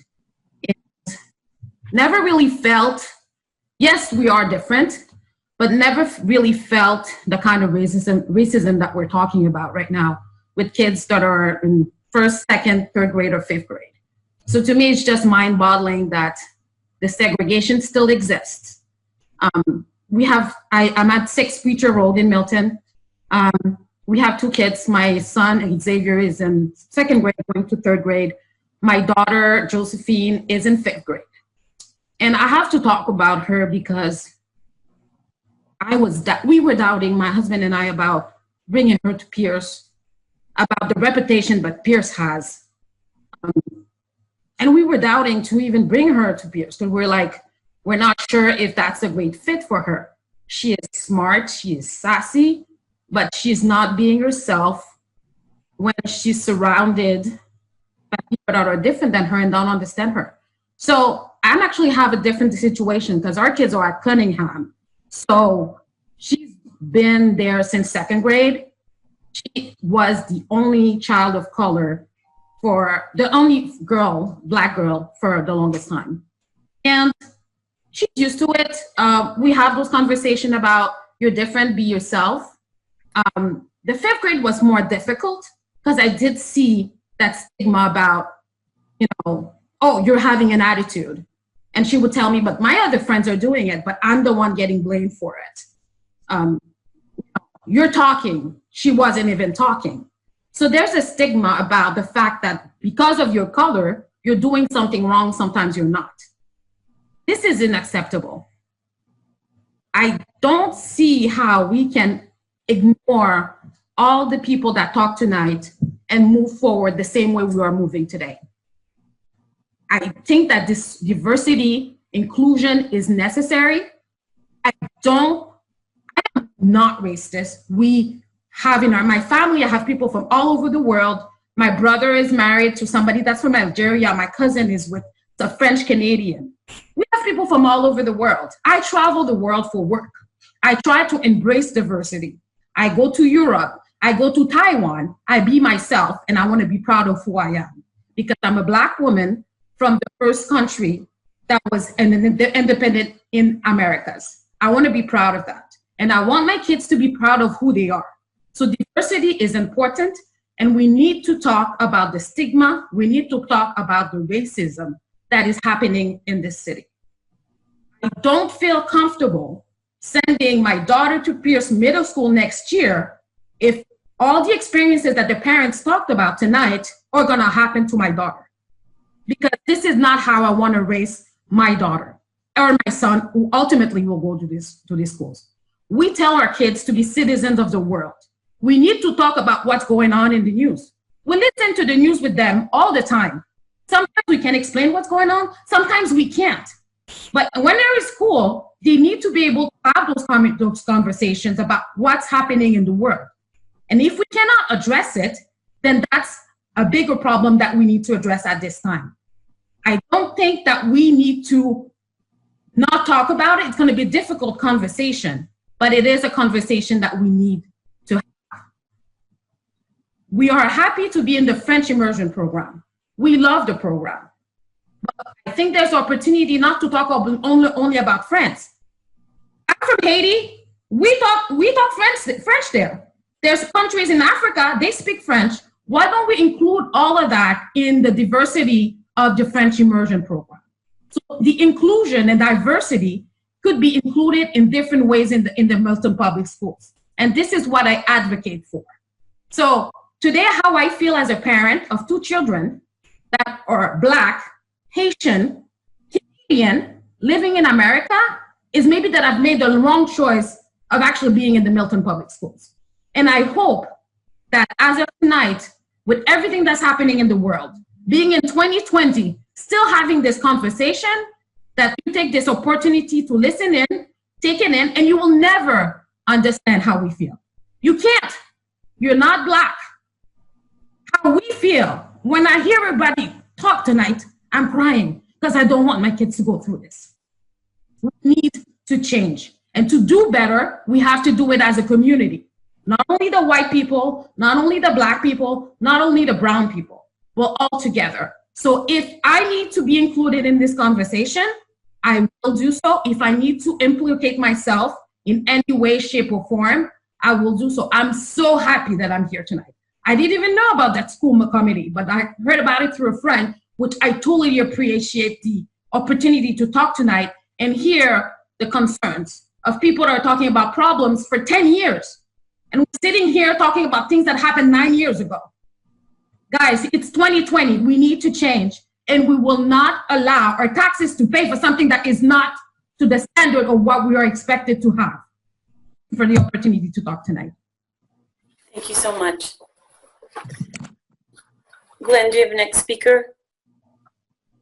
Next is Aaron Hardy.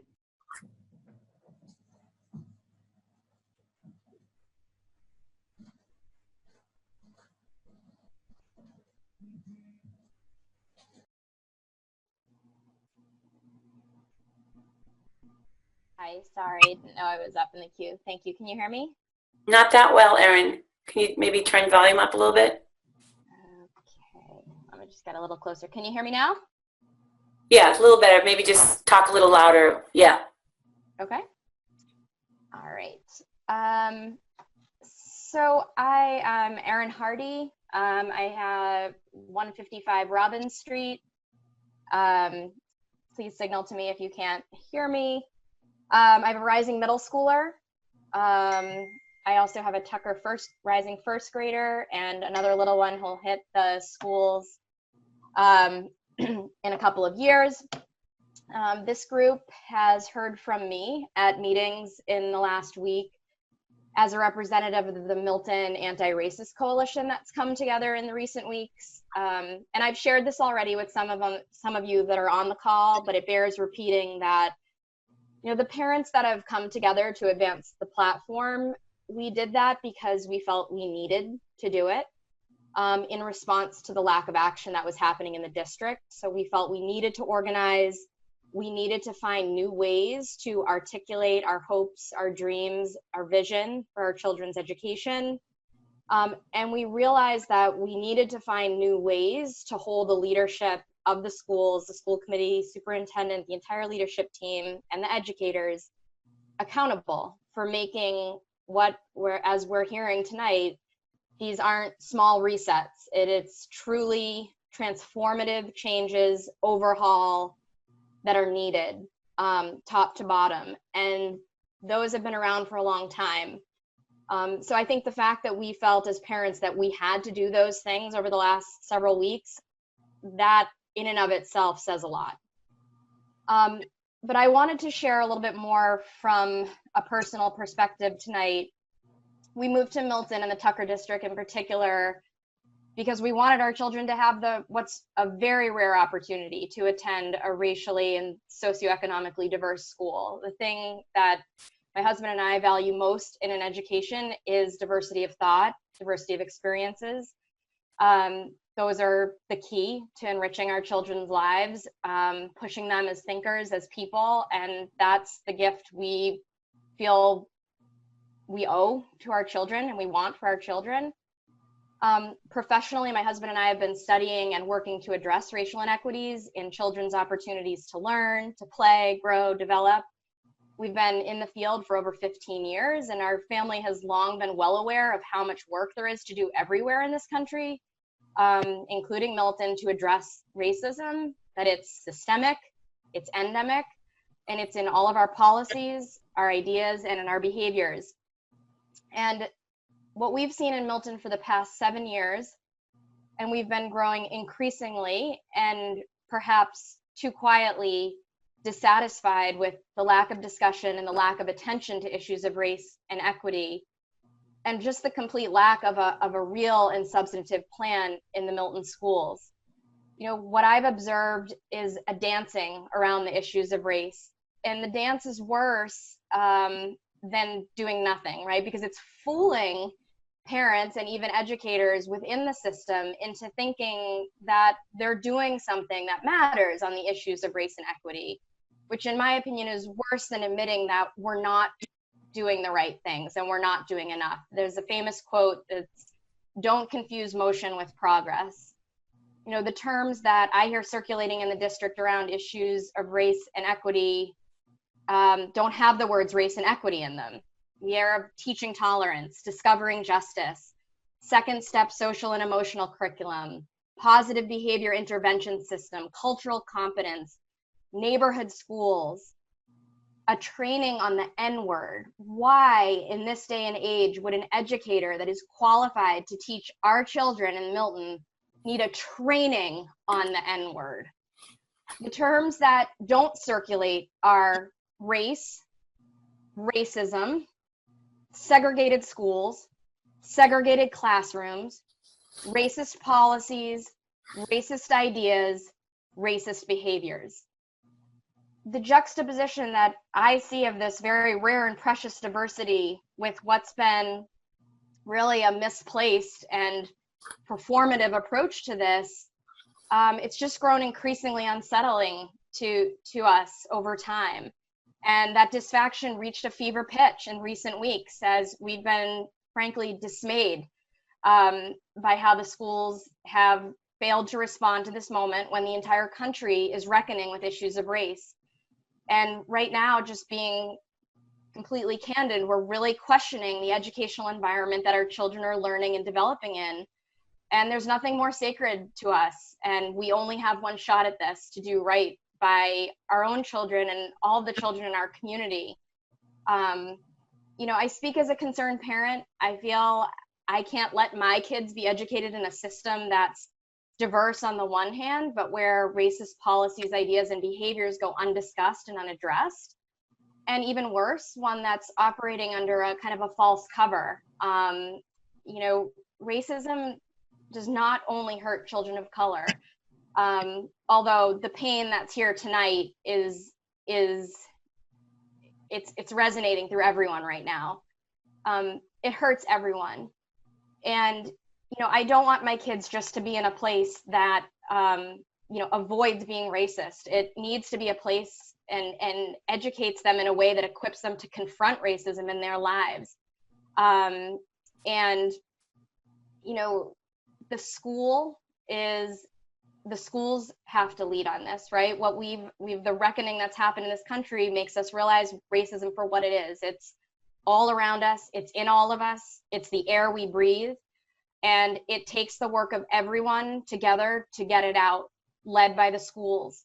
And it just makes me heartsick to think that my children might not have the opportunity to have Zakiya Jarrett, who's so compassionate, especially to her white students and her the white parents in her classroom. And if anyone hasn't listened to the WBUR interview with her, her compassion is something that I've learned from in the last few weeks. And frankly, there's no better educator to teach our children in this moment. And the idea that the district may have jeopardized that is just so troubling. So I'll end with, you know, I'm a policy researcher and I'm the first person that wants to find a solution. I want to lay out a plan. I want to set up policies and steps.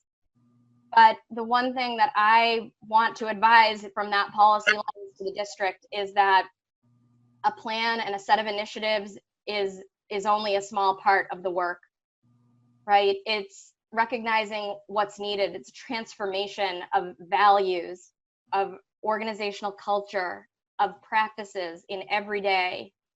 And it's going to require a lot more. The district cannot how-to their way to change on this. And, you know, it's going to start with a genuine and deep-rooted commitment to dismantling racism, starting with leadership, building a culture of educators who are deeply committed to providing an anti-racist and equitable education. Deeply committed, meaning they are not qualified to teach in this district. There are plenty of other racist districts in Massachusetts where teachers can go teach if they are not deeply committed to providing an anti-racist, equitable education to children in Milton. It needs to become part of every decision, every day in the district, and it's life work. So the last thing that I ask is for the leaders in the district to be honest about whether this is your life's work, whether you're up for this job. And if you truly care about this, you'll reflect on that and do the right thing for this community, for the children of all the parents that are here tonight. Thank you. Thank you.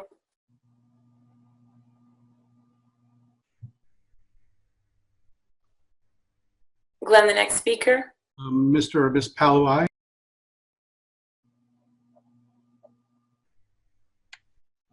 Hello. My name is Lisa Palawai. I'm at 4 Collar Ave. I have a few words to offer this committee and the other parents that are on this call. First, I want to just thank the generosity and authenticity and love that the parents in this community have for our kids. Tucker has been brought up several times this evening. And I just want to make one correction, maybe just another way to describe Tucker. It's not that Tucker sheltered our kids. It's that Tucker honored our kids. Honored every single one of them. And the contradiction that happens when you walk down the street is mind-boggling. I'm an educator that have been working in higher ed for the last 20 years, and my colleagues and I and this whole country has realized we are in a convulsion. And one way that my Black colleagues has described it is that now that the white community has realized racism is real, we're dealing with it. What I am trying to reconcile at this moment is that Milton does not seem to understand that racism is real. It has been 1 month since the Kia Jarrett's incident, and we still have the pain and hurt from parents on this call tonight. The leadership on this call needs to do better. And I want to just introduce a term that is not about cultural competency, it's cultural humility. We need everyone on this call to not sleep tonight, to be haunted by these stories, and to do something else. We need better for our kids. I am heartbroken, as many of my Tucker family has said this evening. There's a community, a wide, deep pool of expertise in education and healthcare that is on this call and not on this call, willing to help. I have not had the opportunity to talk to this group because I haven't at Tucker, but I feel like we have been lucky. But as another parent said, it shouldn't just be at Tucker. If you're looking for an example, you have a model in this district. Not every school is perfect, but you don't have to look very far. Another parent had said it, there are many ways and next steps and things to do, but the first thing we need to understand is that we need to listen.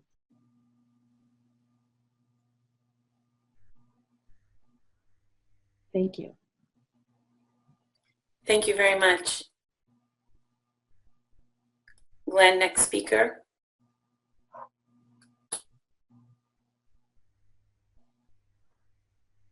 Next is Stephen Godfrey.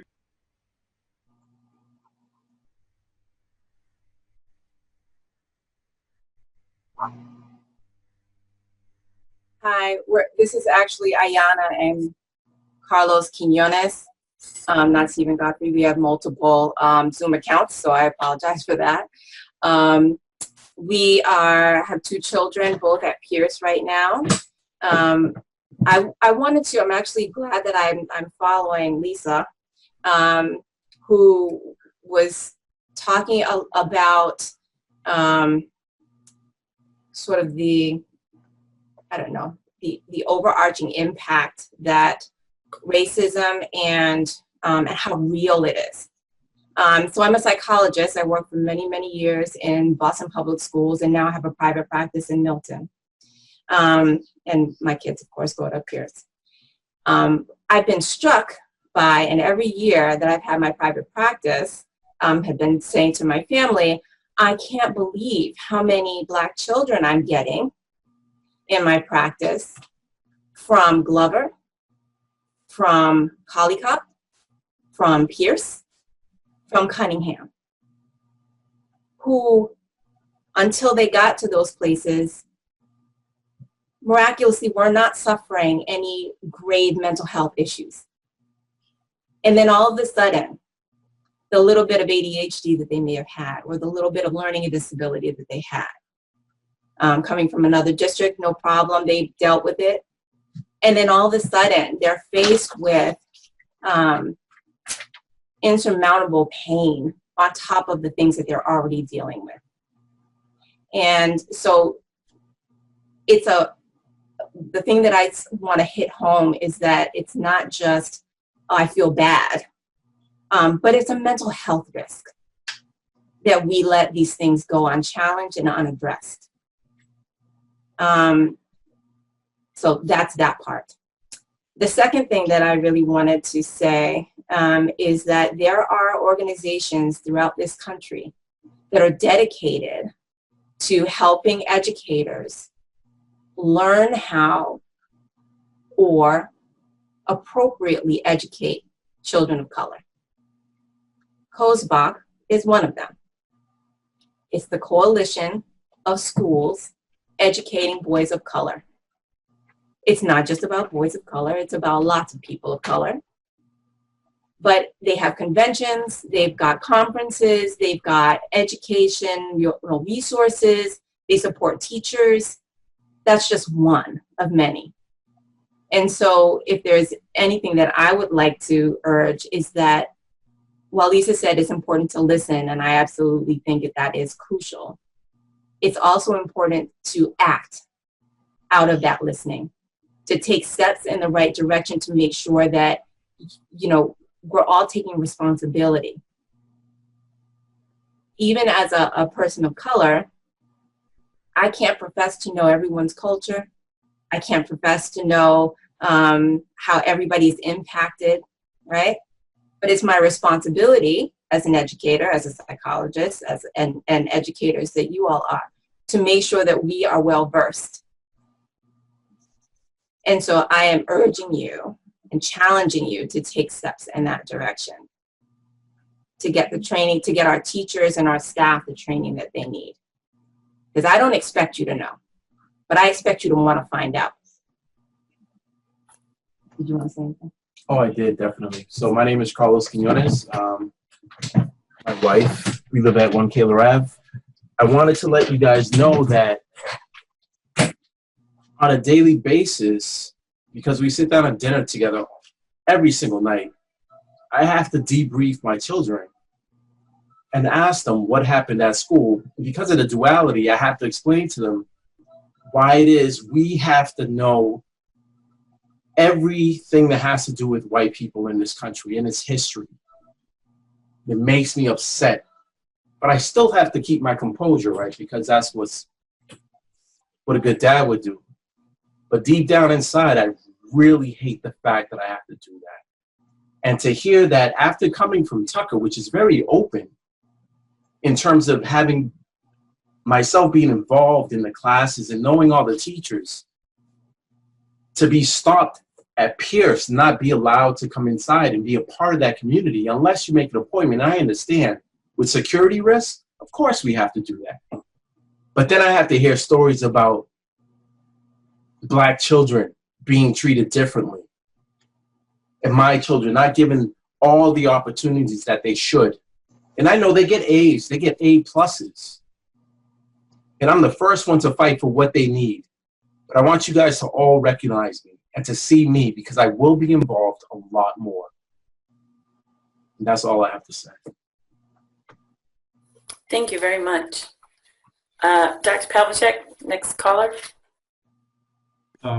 Speaker, rather. Under the name Dimitri.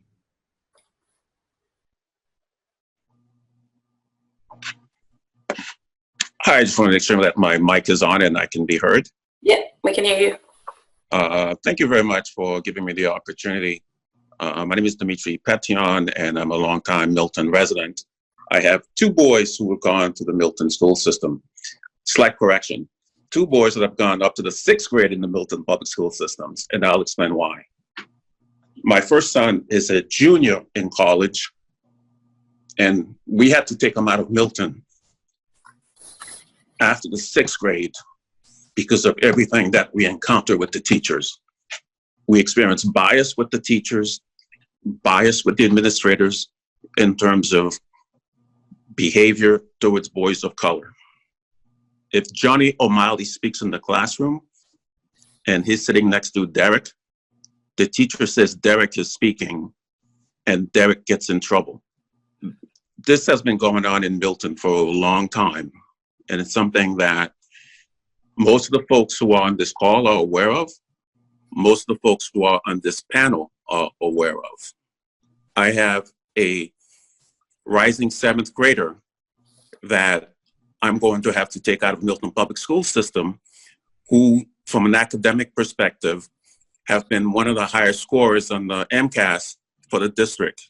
But yet, we're going to have to pull him out of Milton because we don't want him to experience what we have seen so far. We need to address the issue for what it is. Boys of color, kids of color, are treated differently in the Milton school system once they get to the middle school. We have encountered issue with a child that's a straight A child where he's being sent out of the classroom because somebody else spoke and he answered the person who was speaking. The teacher singles him out. So why is that happening? Why is Johnny O'Malley not sent to the principal's office, but the brown and black boys are? What is the data? And I'm sure the data is there. I've asked for that data before, and no one wants to produce that data. So we know these things are happening, yet we don't want to address them heads on. So again, unlike many of the parents on the call, I have had the opportunity to pretty much had a mulligan with the Milton school system. I have a boy, my oldest who's in college, who's a junior, and my youngest who's a 7th grader. So as we try to talk about issues of racism that are encountered in the Milton school system, we have to deal with the biases that we see with the teachers. We have to deal with the biases that we see with administrators, where when we can see pattern with the data in terms of who's being sent to the principal's office or who's being sent out of the classroom, where that child's education is being adversely affected, yet no one is saying anything about it. The data doesn't lie. Let's use the data and let's decipher what the data is telling us. We have a pattern, and that pattern needs to be corrected. And most parents in Milton, most parents of color, when their kids start running into issues in the middle school, they pull those kids out. How many kids successfully go to the Tucker and spent 1 year at the Pierce and they disappear? There's a reason for that. The reason parents are pulling kids out of the Pierce is because of all the issues that they encounter at the Pierce. And it's very, it happens day one. There's language that's being used. There's language that's being conveyed to the kids. When the kids come home, they'll tell you what a teacher says, and you know exactly they're being mocked and they're being targeted. Again, the kids are not allowed to express themselves. If they have a certain amount of hue in their skin, if they do so, then they're identified as being disruptive, disrespectful. And it seems that especially when we're dealing with boys of color, the folks who are supposed to be educating them seems to be afraid of them by the time they get to the 6th grade. So I would love to hear, and I'll speak with regard to the issue experience of my older kid is something that I've previously shared with the superintendent. And I'd like to hear, what is the game plan this time around? Again, the gap I'm talking about is I have a junior in college, and now I'm pulling my younger kid out for the same reason. What are we going to do this time around? And I'll end there. Thank you very much. Next speaker, Dr. Pavlicek. The last speaker in our queue is Kian Thornton.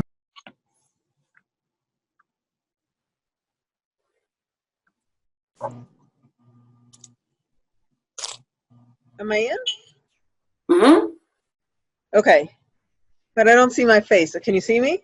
If you go to the lower left-hand part of your screen, if you move your mouse, you should probably see the video where you could click on it. Yeah. Oh, it's not working, but that's okay. I just wanted to be one more voice of an African American parent in this school system. I've listened to everybody speak today, and I just see like a lot of blank stares from the school committee, and a lot of pain coming from the parents that are speaking. And that's a little disturbing to me. I really would like to see some pain on the side of the school committee too. My children, one of them went to Glover and has just graduated from Pierce. The other one is currently at Glover. My daughter went to Glover and had a problem with the 3rd grade teacher. So we spoke to the principal. We went around and around with this. She was saying inappropriate things to my daughter. She was singling my daughter out, and saying things that to me came from a place of racism. We spoke with the principal. We had meetings with the principal and the teacher. nothing happened. Nothing happened to that teacher. Nothing happened that my daughter was moved out of the classroom. Nothing happened that my daughter was offered counseling. Nothing happened. The teacher was allowed to continue teaching and was allowed to continue treating my daughter poorly. I didn't know who to go to, so I had no choice but to just leave her there. That's a problem. Every single Black parent that I have spoken with has had a problem in the schools with their child, be it elementary school or at Pierce. Now, my daughter just graduated from Pierce, has had an ongoing problem with a specialist teacher there. I spoke to the teacher. I spoke to admin at Pierce. Mr. Fish was extremely dismissive of my issues, and I was pawned off onto somebody else. We had a meeting with that admin and the teacher, and my daughter was basically dragged through the mud. She was not believed at all. My daughter repeatedly said, "I feel targeted by this teacher. He comes after me only." That's a huge problem to me. And again, nothing was done.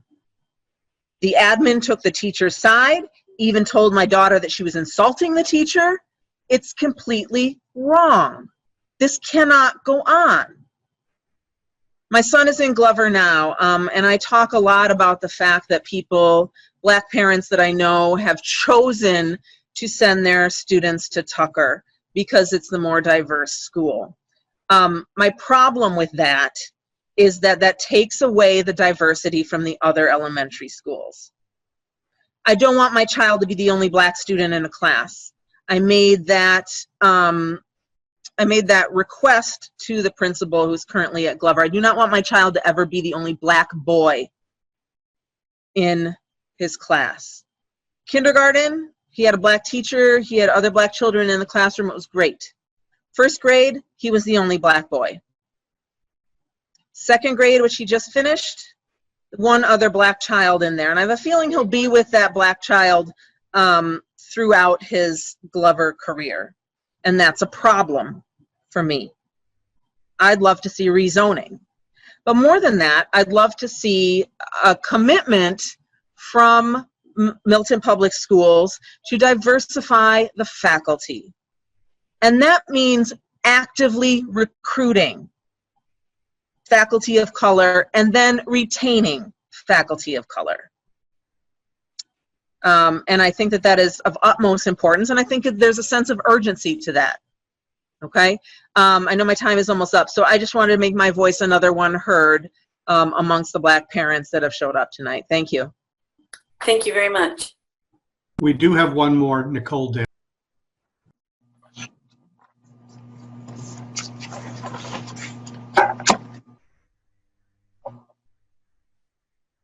Okay, this is Winston Daly. So I'm on my wife Nicole's Zoom. I did not intend to be the last person, but I just wanted to express my view right now after the things I've heard and my dealings in the district. So we moved to Milton after being in another town for about a year, and we moved to Milton because my daughter in kindergarten had a really good friend, and that friend told her one day, "My mom does no longer wants me playing with the dark kids." So we decided that district was not the place we wanted to be. We moved to Milton because being a kid from the city, Milton was sort of the ideal place to go. There were Black folks. You were out of the city. You were a little safer. You could buy a home there. And so we came to Milton. Since then, I've worked with a lot of you on the school committee. A lot of the people I've heard speak tonight are now friends of mine, and I'm very proud of that they were on this call. And I've worked primarily in the Tucker district to bring more to the young people at Tucker. So we've had great stories tonight about Tucker. And I want to speak to the culture of Milton, the culture that has me right now. I am across the street from a person who just a few years ago called the police on me for ringing their doorbell and almost had me murdered across the street from my own home. And that person now has a Black Lives Matter sign on their lawn. So that is the culture of Milton. And that is the culture that elected all of you. It is the culture that keeps you all in power. And we've had these discussions about Tucker, but I know the way Tucker's viewed in the district. I've been in the site council meetings where we're talking about Tucker test scores, about us being lower, about how the other schools are higher and the kids are so much sharper, and the real estate agents use it to sell homes. And the culture is, and that is why when the kids head to Pierce, they're now at the Tucker table, and they are why the teachers automatically discount our students, because the culture has already said that they are less than. So they can be at their very comfortable elementary school and enjoy themselves and enjoy their cultural diversity, and they can enjoy their nights at the high schools. But when they come to the middle school, the rest of the town shows up and begins to show them what they truly think of them. So what I am saying right now is, what are you all going to do about the culture? Because you've heard the stories, and this conversation continues to be framed about the pain of Black and brown people. We think if we tell the white people enough how much this hurts, they will stop.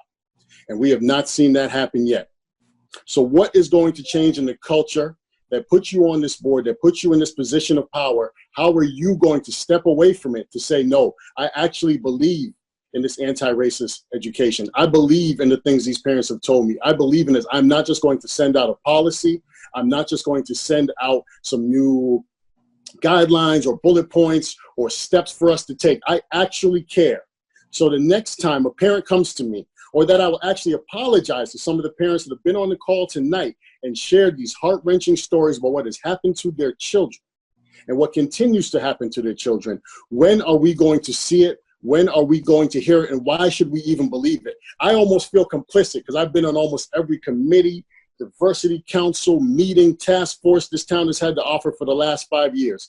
And I feel almost complicit because I've told people, don't send your kid private. We can do this in Milton. We can band together and we can make this happen. We can have a voice. And I don't know if I believe it. I haven't seen it. I haven't seen the change. I've been in the discussions around diversifying the teachers. I've been in the discussions around changing the way the schools are districted, changing how we hire, changing how we interview, and I haven't seen anything. So I feel complicit. I've told people, I've told my brothers and my sisters, no, stick it out with Milton. I no longer believe that. And that was before what's happened with Zakia. So we want to see action. We want to see you actually believe this, that this is not in vain. And I will leave it there. Thank you, Winston. Glenn, are you sure there's some more speakers?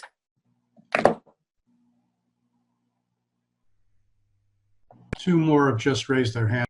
Mm-hmm.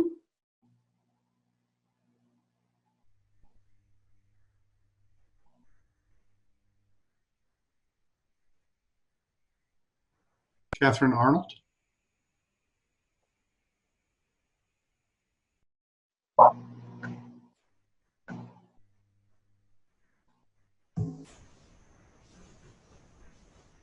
Hi, I was really inspired. I mean, I've been inspired by all the speakers tonight, and I was really taken by Mr. Daly's remarks at the end there. My husband and I bought our first house in Milton in 1996. Both of our children were born here. Both of them have gone through the Milton Public Schools. At this point, I live on Churchill's Lane, 188 Churchill's Lane. I have always been concerned. My older son went to Glover, my younger son went to Cunningham, about the lack of diversity of the student body in the schools that my children went to. I was very happy that my older son had 2 Senegalese French teachers, 2nd and 3rd grade at Glover, and that Mr. Redden was the principal at Cunningham when my son was there, my younger son. And truthfully, I have never paid a bit of attention to the school committee. But when I heard and read the stories about Ms. Jarrett and what happened to her, I have become woke as to the school committee. And I have been involved in earlier school committee issues to a certain extent, particularly John O'Connor's case. And I am disgusted and I am done. And I vote in every election. I am the kind of a crazy person that writes postcards and puts signs in my yard, and I pay attention. And I know that the school committee is elected, and some of the people in the school system at the top are hired, and there's a time to clean house, and I truly am at the point where I feel like it needs to happen.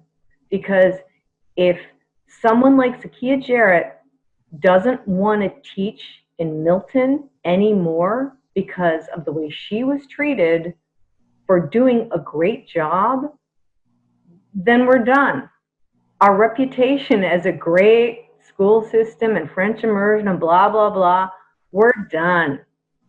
So I would encourage all of you to do more than you have so far, because and I emailed the school committee. I did get a reply from Director Varela or Chairman Varela, and I appreciated that, but there's been no collective mea culpa for this.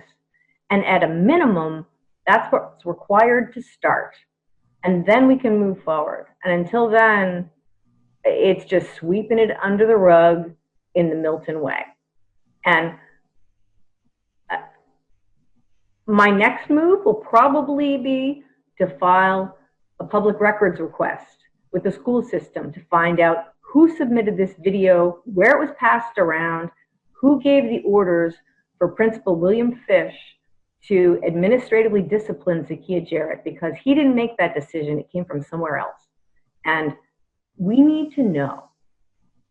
The town deserves to know, and we need to move forward forcefully to be a better place. I've lived here for 24 years, and I've never been so angry about anything in this town. I can't even tell you. So I'm done. Thank you very much. Next speaker. Lenita McCormick.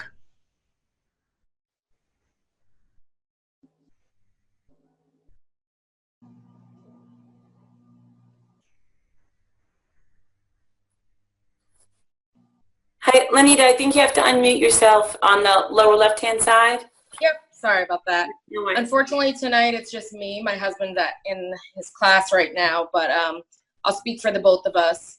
We are probably more recent families to Milton. We've been here for going on 5 years now and have had a number of interactions with the schools overall, mainly at Tucker, and it's been a great experience thus far. I'm incredibly saddened to hear all of the stuff that's going on at Pierce, and it really makes the conversations we've had internally in our home even that more important around where we might end up placing our children, who are both now currently Tucker students. And Winston, we've had this conversation a multitude of times, but one of the things I would really like to see, and I'm sure my husband, if he were here, would be saying the same thing, is it's time for the school committee to look different. Let's start from the top and bring it all the way down. It's not just the teachers in our classrooms that need to be different, but also the school committee. And I know that that your seats are elected seats, and I think it's time for us to show up and look a little bit more like the representation of our community in which we sit. This is the first school committee meeting I've had the chance to attend, and when I first jumped on the Zoom, I was kind of caught off guard. I was looking at nothing that looked like me.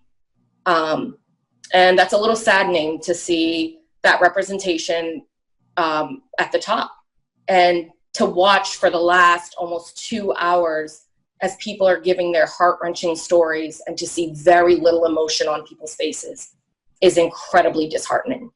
So we as a community, for the others of us who are on the phone and haven't said anything or have said something, I think it's time that we make the change and put our votes where we're actually having this conversation now.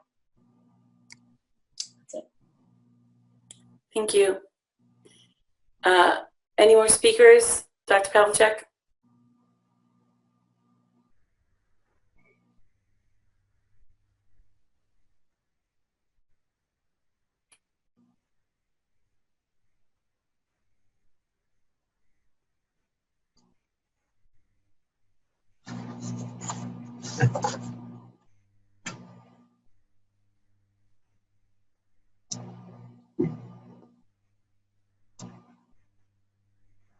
Ashley Aguadima.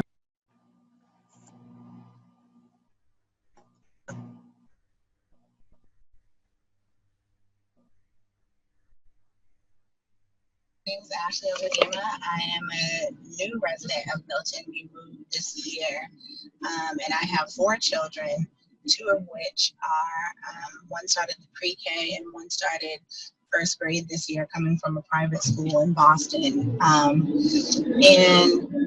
the moving to Milton process as a Black family and trying to get your children registered for school was an incredibly disheartening experience. I've emailed and spoken to several people who are on the committee right now, and I echo a lot of the sentiments here. And instead of going through all of the woes of our experience, I just want to highlight there are Black families at these other schools as well. And in fact, when my preschool child was accepted in the lottery for Tucker, and I asked, is it possible, us being a new Black family coming to this community, that I can keep my children together at the same school? That if I'm going to have to commute for one child, both of my children be able to be in the same space? And the response to that was essentially, well, we don't have any buses that go to Tucker from East Milton. And for clarification, I live at 202 Church Street in Milton, and everyone on my street is white. When I go to the bus stop, my children are the only Black children. And so I talked about my fear of having transitioned from the city to Milton, and what that experience might be like for my kids. And it was so underwhelming. And in fact, one of the responses were, well, you know, in an effort to make that not the case, we need to continue to have children of color in these other schools. Well, that is also tokenism. And it's concerning for me as an educator and someone who's taught in UPS for over 10 years and who currently works on curriculum development for inner city youth 18 to 24, to think about what that means. That I moved to Milton thinking, okay, we're affording our children this great academic opportunity, but is it coming at the expense of them being validated and seen as brown and Black children? And so I share the sentiment, you know, to just move here and realize that the whole school committee is white is alarming for me. And then to also realize that part of this almost integration of other schools, every Black family I hear talking is in Tucker. And so it makes me, I already felt alone, and it feels even more lonesome. And it feels like, wow, will my child be the only Black child going through Cunningham, who thankfully they were able to find another young Black girl who also wasn't able to go to Tucker. So they're together. And now that mother and I are trying to collaborate, like, oh my gosh, I hope they're in the same class at least next year. And it comes down to you're not even knowing if your kids like each other or if there's, you know, any commonality. The point is that they're both Black and you hope they see someone that looks like you. And to pay all this money to be in Milton and that be where I am is absolutely unacceptable in my opinion. And so, you know, I do hope that it's some real change. And, you know, I appreciate any solidarity statement that would come, even though I haven't seen much from Milton. And I think if it isn't going to be immediate change because you're in elected positions, the start really is showing that you care. And I get that it's tiring and exhausting. I've also been on several of these calls. Like I said, I've got 4 kids. I'm having this conversation at work. I'm having this conversation here. I'm having this conversation in my other children's school districts. And it's exhausting. But some of you look sleep on the call, super disengaged, you're busy reading email. I don't know, but I also worked all day. Other families on this call have worked all day. And it doesn't feel, you know, it's great for a listening session, but you don't feel heard. And so I think there's been some real nonverbal confirmation on other points, but nothing when it comes around what the experience is. The head nods come when we're talking about, yes, all children do deserve equal access and we should have, you know, representation. But when people are talking about, oh, I've tried to call you directly, or I've had this conversation with you directly, or I have a plethora of emails from me just onboarding into the school system that would make you cringe. So I just say, you know, think about that. I don't know if you all have taken a training on how to keep a neutrally charged face or if that's important, but I do think that it's something to think about if you're going to continue to have future conversations with this community. Thank you very much for your comments. Next, is there any more? Lauren Brown. Lauren Brown?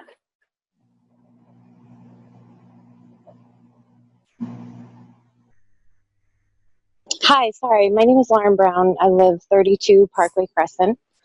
I've written several letters and played phone tag with Miss Gormley. So I do feel like I have tried to speak up. We have played phone tag, but I just don't feel like the response has been very good. There's been a lot of back and forth. But mainly when I call to say I'm disappointed with how our school system is. I'm disappointed with the response to Zakia. I'm disappointed with so many different things right now. And to hearing all of these families speak and seeing Farah in tears for how her daughter was treated and ignored, it's heartbreaking. But it's also a reminder that as a white person, we need to speak up. You know, like she said, they're tired. I'm the white mother of a brown child, and I know too many black and brown mothers and fathers that are literally tired of fighting this battle, and they shouldn't have to continue doing it. You know, this should not fall on the shoulders of people that every day have to explain to their children why they're treated differently. Like my daughter asked me, why do white people think they're better than black people and brown kids like me? I don't have an answer for that. And to see, you know, everybody sitting up here hearing stories, but not really feeling it, you have no idea what it's like to have to explain to a child that on a very basic level, without getting into systemic racism and so microaggressions and so many other things that we have to face, but on a very basic level, just telling them that people don't like them because of their skin color. And to think that my daughter's at Tucker now, my son's going to Tucker next year, to feel like Tucker is such a great school and it's diverse and people are welcoming and it's all different kinds of families, not just color wise, but gay families, lesbian families, adopted families. I'm proud to send my child there every day, but when I realize that the rest of the school system isn't like that, and I have a neighbor across the street that goes to Glover, and she says it's all white and there's no diversity, and then hearing these stories about Pierce, it's terrifying. It's terrifying to think that kids think it's okay to have a Tucker table, and I'm sure this is not a news flash to Principal Fish. You know what goes on in your school, and if you don't, then that's another problem. But it's just time that we recognize it. And I'm very disappointed in the fact that as a school system, this was a learning moment with Zakia. And to get a letter saying, you know, we're a diverse community and we all stick together. And literally within a week, this black woman was fired and then for saying that many cops are racist, which is a true statement, because no matter how you break it down, many people are racist. And then to see the trauma that it caused her and then reinstate her, like that just makes up for everything. And then another letter goes out saying, you know, explaining the situation. And it didn't explain the situation at all. If I didn't know what had happened personally, I would have thought that the family that videotaped the class got in trouble and not that a teacher was fired. That was not clear at all. And that overall is just disappointing and shows that you're not willing to take responsibility. And if you're not willing to take responsibility, then we're not ready to move forward and make changes. If you can't say, we messed up, and write a letter to all parents, which I think many people have mentioned tonight, and have a broad, you know, on the blog that goes to everybody and says, we screwed up. We are responsible for what is going on in the world. We all are. We all want the best for our children. We all need to speak up. We all need to stand up. And we all need to, we're not perfect. It's okay to mess up, but there has to be some responsibility to say we had an opportunity to treat something as a learning as a learning moment, and we completely screwed it up. We fired a teacher and then reinstated her and thought we were going to sweep it under the rug and nobody would know about it. And we'll put out a broad statement hoping that nobody notices. And I want to know why, as a school system, you didn't stop to say, wait a second, this is that moment in time where I make or break myself. And unfortunately, you broke yourself. You didn't take that opportunity to say to the family that videotaped, number one, you're wrong, against the rules, black and white, very easy. But number two, to say to that family, why are you so offended by that statement? What makes that such a, raise a hair on your back to like react in such a way? And it's just very disappointing that I want to know how that decision was made to fire the teacher rather than address the problem, which was the family, and to ask them. That's a place to start, to say, what about this offended you so much and how can we change it? Where can we go from here? And it was just a lost opportunity, and I don't think there's been good follow-up and there hasn't been a good response. And that bothered me enough, but then on this call to see all these other problems, and sounds like Pierce is number one, but it's just, there's a lot of change that needs to happen, and it can be done, like Stacey Solomon said, but we need to be able to admit when we're wrong. And being honest and saying I'm sorry goes a long way. And I mean, that's what our kids are learning at Tucker in kindergarten. And that's what we need to be doing as adults. Thank you. Thank you very much. I think we have another speaker, Dr. Pavlicek.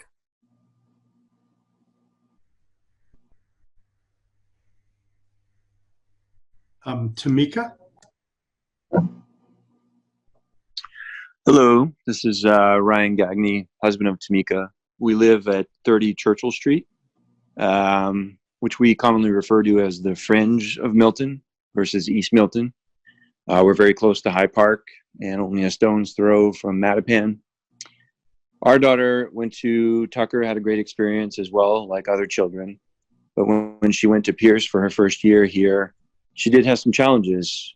And one of those was a teacher actually accusing her of cheating, which she was not doing. And we made it clear, and we helped our daughter explain that to the teacher, but the teacher still insisted. And there was even another Tucker student in the class that said to our daughter, I know you're not cheating, I believe you. So that was one thing. And it's like with other parents that we're hearing, it's making us think, should we consider to have our daughter in the school system? The last thing I'll say, I don't want to keep this too long, is that just hearing that there's a Tucker table at Pierce, that's not okay. Let's lead by example. Who's ever at Pierce, get rid of that Tucker table. Sit down, take those kids, move them away, get rid of that table. Let's lead by example. That should not be there. Thank you. Thank you very much. I think we're going to move on to the superintendent's report. I'm going to make a motion that the superintendent, you could speak to item A, but then I'm going to move up our citizen speak response on behalf of the school committee to after your item A, and then we could move on to your item B of return to school update. Thank you, Chairman Varela. I have a statement to make. The Milton Public Schools is a community of lifelong learners, students and adults alike, who strive to be better, to grow, to improve as individuals and as an institution. Over the past 4 months, our community has been transformed in ways that none of us could have imagined. In the midst of COVID-19 crisis, our school buildings were closed, turning our kitchens and living rooms into virtual classrooms. Many of us adapted to working from home. We learned social distancing and wearing face coverings. We endured extended isolation from neighbors, families, and friends. Some in our community have faced even greater hardships, losing their jobs or losing loved ones to the disease. Needless to say, none of this has been easy, and it is far from over. We now face the enormous challenge of devising plans to reopen schools to allow as many students as possible to return to in-school learning, while ensuring the health and safety of all children and adults. It is a complex, daunting task, but we work on it together, and we will be a stronger Milton Public Schools. But not all the lessons learned over the past few months are specific to COVID-19. This spring, communities across the country began to confront, like never before, the devastating effects of institutional racism in the United States, spurred by the deaths of George Floyd, Breonna Taylor, and Ahmaud Arbery, and far too many others. The Black Lives Matter movement has galvanized legions of Americans to stand up, speak out, and demand change.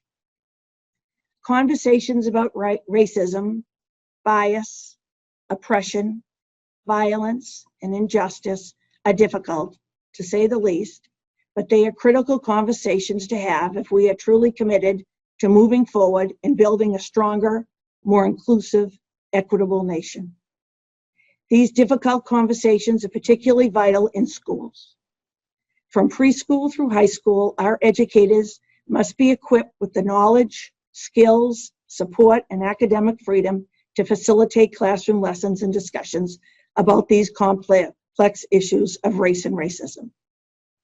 Every student in the Milton Public Schools should engage in thoughtful conversations, meaningful study, and critical thinking about race and racism, both historically and today's context. Beginning last month, a series of events here in Milton reminded all of us that we have much work to do on the issues of race and racism. As your superintendent, I accept full responsibility for mistakes that were made for the unfair treatment of a valued educator. I have apologized publicly and privately for an error in judgment that I deeply wish I could undo. I am grateful to the school committee for their willingness to join me in saying that what occurred was wrong, should never happen again, and does not reflect who we aspire to be as a school system, or that I aspire to be as your superintendent. Our responsibility now is to forge a path forward. As a community of lifelong learners, we must be not only willing, but in fact eager to improve. Our students, all of our students, deserve nothing less. I'm proud of the work that we have undertaken together over many years to foster a more diverse, equitable, and inclusive school system.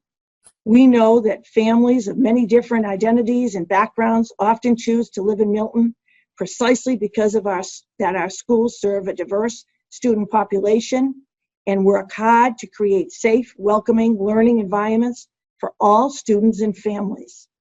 We have prioritized the hiring of teachers and leaders of color to ensure that our faculty more closely reflect the students we serve. In fact, one of the 6 central pillars of our strategic plan is focused on creating a more equitable and inclusive school system. That work is centered around eradicating bias in many forms, including racism, sexism, transphobia, xenophobia, and more. But we also know that these efforts are only the beginning of our journey. Members of our community still experience, and heard tonight, racism, discrimination, harassment, and injustice, both in and out of school, in everyday interactions, and sometimes in larger, more systemic forms of oppression. Tonight, we heard powerful testimony from members of our community, parents of children in our schools, about their experiences of racism and other bias. I personally want to thank each of you for having the courage and your candor in sharing these painful personal stories. Our work must always be grounded in and elevated by the authentic voices of our students, families, and staff.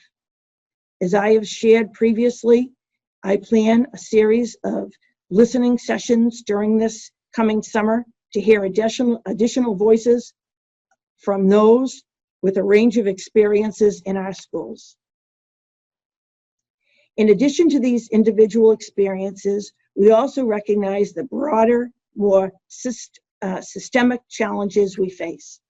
We know that access and achievement gaps persist in our schools and that students of color, particularly Black and brown boys and young men, experience disproportionately higher rates of special education qualification, disciplinary action, and other inequities.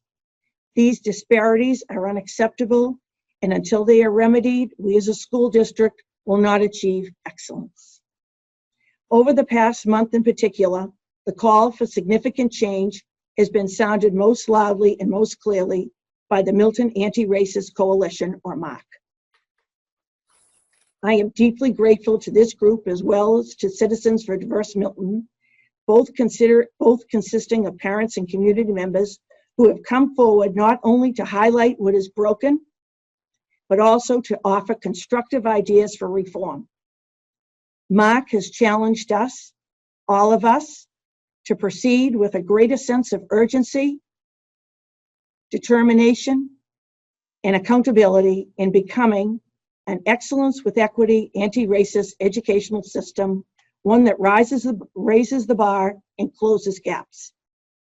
And they have rightfully pointed out that the school district itself, starting with the school committee and the superintendent, must not merely support their work, but lead it. As your superintendent, I have always been committed to ensuring equity and access, and I have always acted on the principle that every student in the Milton Public Schools deserves the best educational experience, one that enables them to reach their full academic and personal potential. But I also hear the voices of those who say that has not always been their experience. And I recognize that as a white person, I operate from a position of privilege. A critical component of this journey is for each of us to recognize and dismantle our own bias and blind spots, learned in some cases over many decades. Inspired, educated, and challenged by neighbors and colleagues, I commit with more determination than ever to lead this new chapter in the Milton Public Schools in relentless pursuit of becoming an anti-racism school system. To that end, tonight I am reporting on some of the immediate steps we have already taken and the work we will embark upon moving forward. We are guided in these efforts by the MARC's Milton Public School Reform Platform that MARC submitted to me and the school committee. The document proposes a variety of measures to promote an anti-racism school district in policy, practice, pedagogy, programs, curriculum, resources, and more. The MARC platform serves as a powerful starting point for the work ahead. The document calls for a multi-purpose process that begins with phase 1, learning, to make a comprehensive look at all aspects of the district's work through an equity lens. And that is exactly what we have begun. This week, we will be seeking feedback from the community on a request for proposals to select an external consultant that will conduct an equity audit and serve as our lead partner on this work. We are seeking an organization with deep experience in anti-racism work to help us access where we are and chart a course for reform moving forward.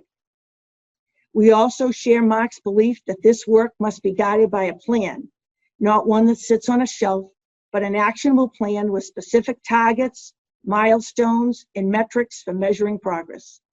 It is crucial that this roadmap be aligned with the district's overarching 5-year strategic plan. As I mentioned earlier, our strategic plan already includes a primary goal related to equity and cultural competency, but I believe we must be more intentional in naming and distinguishing the work. Therefore, tonight, I am announcing that we will first establish the Milton Public Schools Anti-Racism Action Team. This group will include members of the existing strategic plan subcommittee on equity and cultural competency, as well as additional members, including parents and community members. We are hopeful that the representatives from MARC, I am hopeful, that the representatives from MARC will participate in this action team. I will co-chair this action team with a parent or community member. Secondly, the Anti-Racism Action Team will be charged with developing an anti-racism action plan. It will build on the initial recommendations presented in the MARC platform and will include short-term and longer-term goals and priorities, as well as specific, actionable steps with clear timelines and metrics for accountability. The action team will submit a draft of its plan to the community and to the school committee for feedback, revision, and approval. The action team will then lead implementation, oversight, and monitoring of the action plan itself. In collaboration with the school committee, we will finalize details on the action team and the plan in the coming weeks. Of course, there will be challenges associated with launching these efforts in the midst of much uncertainty about what the new school year will look like, but we are proceeding with a clear and compelling sense of urgency. We will continue to keep the community informed about this work in a variety of ways, including a new webpage devoted to our anti-racism work, linked from the homepage of our district's website. In closing, I would like to share a personal reflection about this experience, what this experience has meant to me as a lifelong resident of Milton, a graduate of Milton Public Schools, an educator, and your superintendent. During my time in the Milton community, I've seen the district evolve and improve. I'm honored to have played a part in the trajectory of progress. Like many learning organizations, the school system changed over time, and with changes in our society and our town, whether incorporating technology, building new schools, adopting new teaching practices, or responding to national and international events, we have demonstrated time and time again of our willingness and our ability to improve. We are a strong school system because we have always refused to settle for the status quo. I, for one, will embrace this opportunity to discover what is possible and to strive to become an anti-racism school district. I still have a lot to learn, a challenge I accept with great passion. Above all, I look forward to working with the school committee, the Milton Educators Association, staff, parents, guardians, students, and community members to lead the Milton Public Schools to even greater heights. I have the utmost confidence that we will become all that we aspire to be. Thank you. Thank you, Superintendent Gormley. So I've moved up the school committee citizen speak response to this point in the meeting. So I just think it's important, after listening to such powerful statements tonight by parents, that we give our response now. First and foremost, I want to say that that on behalf of the school committee, you know, we do hear you, and I want to say, and I know my fellow colleagues, we believe you. I'm sorry on behalf of my colleagues if our expressions weren't one that you feel were of concern, but I've known these people for several years, and this is very powerful to hear. It's very, very disheartening. I know there's a lot of work that needs to be done. It's been a tough couple of weeks. I've raised my kids in this town. My kids are half Puerto Rican as well. And I know that I wanted to say that the statements that a lot of you said tonight was the same reason why my husband and I chose to move to Milton, because of the diversity. And I know that I've always said that Milton is not a perfect school system. I have to say, hearing the stories of the peers tonight has been a lot to take in. So I just want to say, as chair of the committee, that I believe you all, and I thank you very much for bringing your truth and speaking so honestly. You know, your statements tonight were powerful and emotional. I'm sorry that you've experienced them and your children have experienced them. You know, I think all the testimonies underscore the need for the Milton Public Schools to accelerate and deepen our work on becoming a more welcoming, inclusive, and equitable school system. It's clear that this is a time for us to look forward and to focus on some of the initiatives that Superintendent Gormley spoke about now, but what we'll do for the immediate future and beyond. In that spirit, I also want to echo the superintendent and thank the Milton Anti-Racist Coalition and all the others in town who have spoken up, signed petitions, attended rallies, and have participated in other civic activities that you've made your view known, and again, your voice is heard. Again, I want to say unequivocally that we hear you. We do hear you. And we understand that that what is needed is, again, as I said, to move the district forward and become an anti-racism educational system, a system that I hope and I know that we can be. We're committed to making reforms and investments needed to achieve the goal.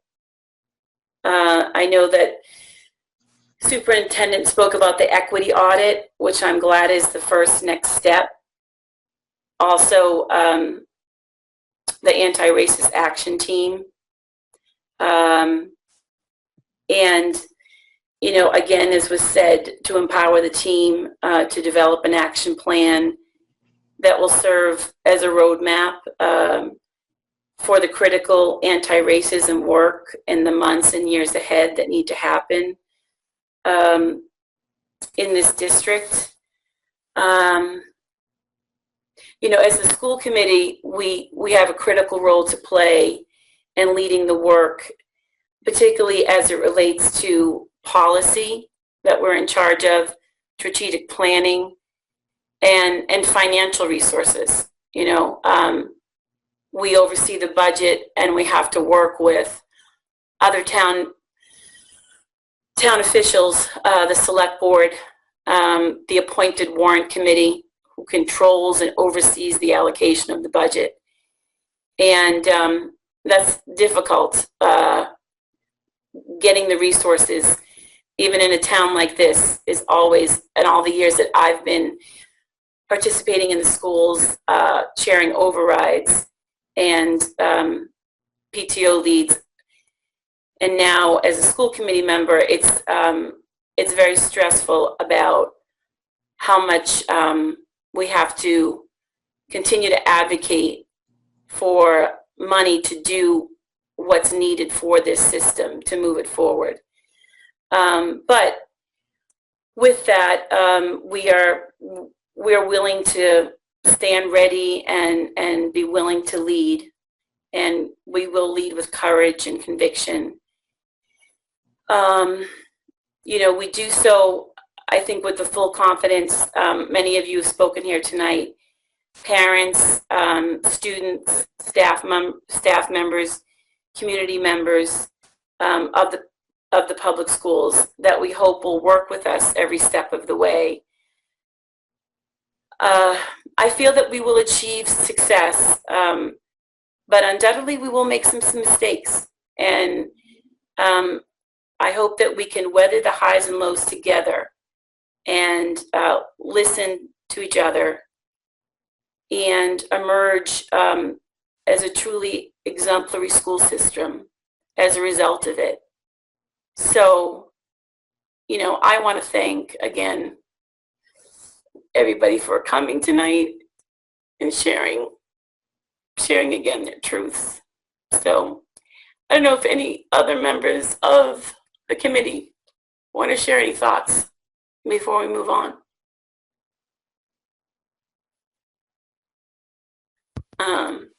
Ada Rosemary. Hear me? Oh, I think Ada's going to go first. Oh, sorry, go ahead. Yeah. Thank you. I also want to thank all of you who spoke tonight for sharing your experiences. Your stories really break my heart. And Milton has become more diverse in the 32 years that I've lived here. And I've been so happy about that. I think it makes our community stronger, more wonderful place to live. My children were all raised here. We're at Tucker School, also know the beauty of Tucker School.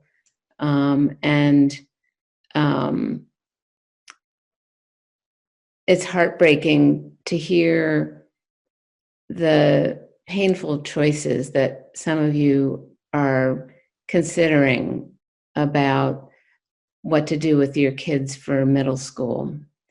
And I just hope that you will, you all have to make your own choices, but I hope that you will work with us to try to rectify the situation in our schools. And we need you. We need you to work with us, and I hope you will. As chair of the Strategic Planning Advisory Committee, I make a commitment to continuing that work that will dovetail with the superintendent's plans and incorporate those into our strategic plan so that we will all stay on top of the progress that is made. And I hope that you all will stay in touch and volunteer. If you are interested in volunteering to serve on the Strategic Planning Committee, I hope you'll contact me. I would love to have some of you on that committee.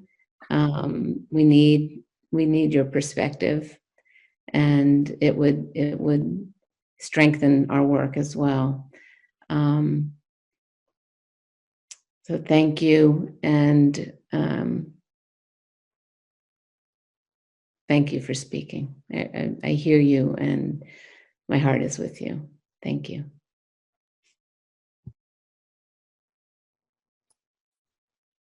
Member Everhart, do you want to speak? Sorry. Yeah, I like you, Sheila, I think I'm in a little bit of shock. I think Winston's comments about being complicit, like drove a nail right through my heart. What he and Beverly said, and know them because they've come to us many times on site councils and worked in good faith with us. And sometimes you just, I don't know, living in some other reality that's not real. And I want to say to all those families that we hear and see you. We are going to listen more and work harder and not be complicit anymore. And school committee meetings are not the best forum for these rich and important conversations. And so we probably need to think about better ways to work with the community and have conversations that aren't just at school committee meetings, but and are in the schools, in the community. But the only reason you ever, or at least for myself personally, get involved is to not make bad decisions on the backs of children, to support educators, and to hear the stories and to realize that, yeah, we've been complicit in those things. It's just not okay. And I'm willing and committing myself to the work of reflection and thought about how, as a racist person, we can undo the structural racism that exists and do better for our students, because that's the only thing that matters in the world. It's the only thing. So I thank everyone for sharing their stories and for coming tonight. I hope that people come more to school committee and talk to us. What I hope I say his name right. Onehe said about coming to our meetings. No, we want more members to come, more people to talk to us and be engaged. And we clearly haven't done a good job as a school committee of doing that, and of welcoming people and being engaged as a committee in conversations. So we can do better. And I truly do hope that people will run for school committee and be on the board. I think we are too white, and I would love for the school committee to reflect the community that we're a part of. And I'll be the first person to come and help if anyone seeks to do that in the future. But we do see you and we hear you, and we will make change for certain. It will take time and we'll make mistakes, like you said, Sheila, but we can work together. I love this community too. I raised all 3 of my children here. And I want to see people stay and be committed, but I don't want them to feel unwelcome and to feel like their voices are not being heard. And clearly that's how they feel. So thank you for coming and sharing. And I hope that we can work together to do better for us, for our children, for your children. Member White.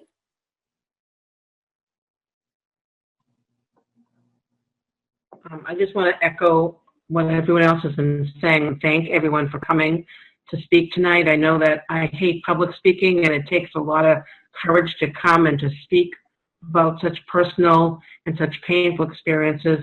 Really appreciate people's honesty and their willingness to share with us, and we are listening. I love working with children. I do that for a living, and I listen for a living. And children's pain is really tough. It can be heartbreaking. And when you're a parent and, your job is to advocate for your children in all settings, it can be really very painful when your children are dealing with things and you sometimes feel helpless. So I also want to echo everyone's comments that we need your help. We need your passion. We need your life experience that's different from my life experience, but I hope you will not give up on the town and not give up on the school systems. And even though everyone has to do what's best for their children, I appreciate that. I'm hoping you can stay and help us make the system better and stronger. Dr. Donahue. Thank you, Chair Varela. That was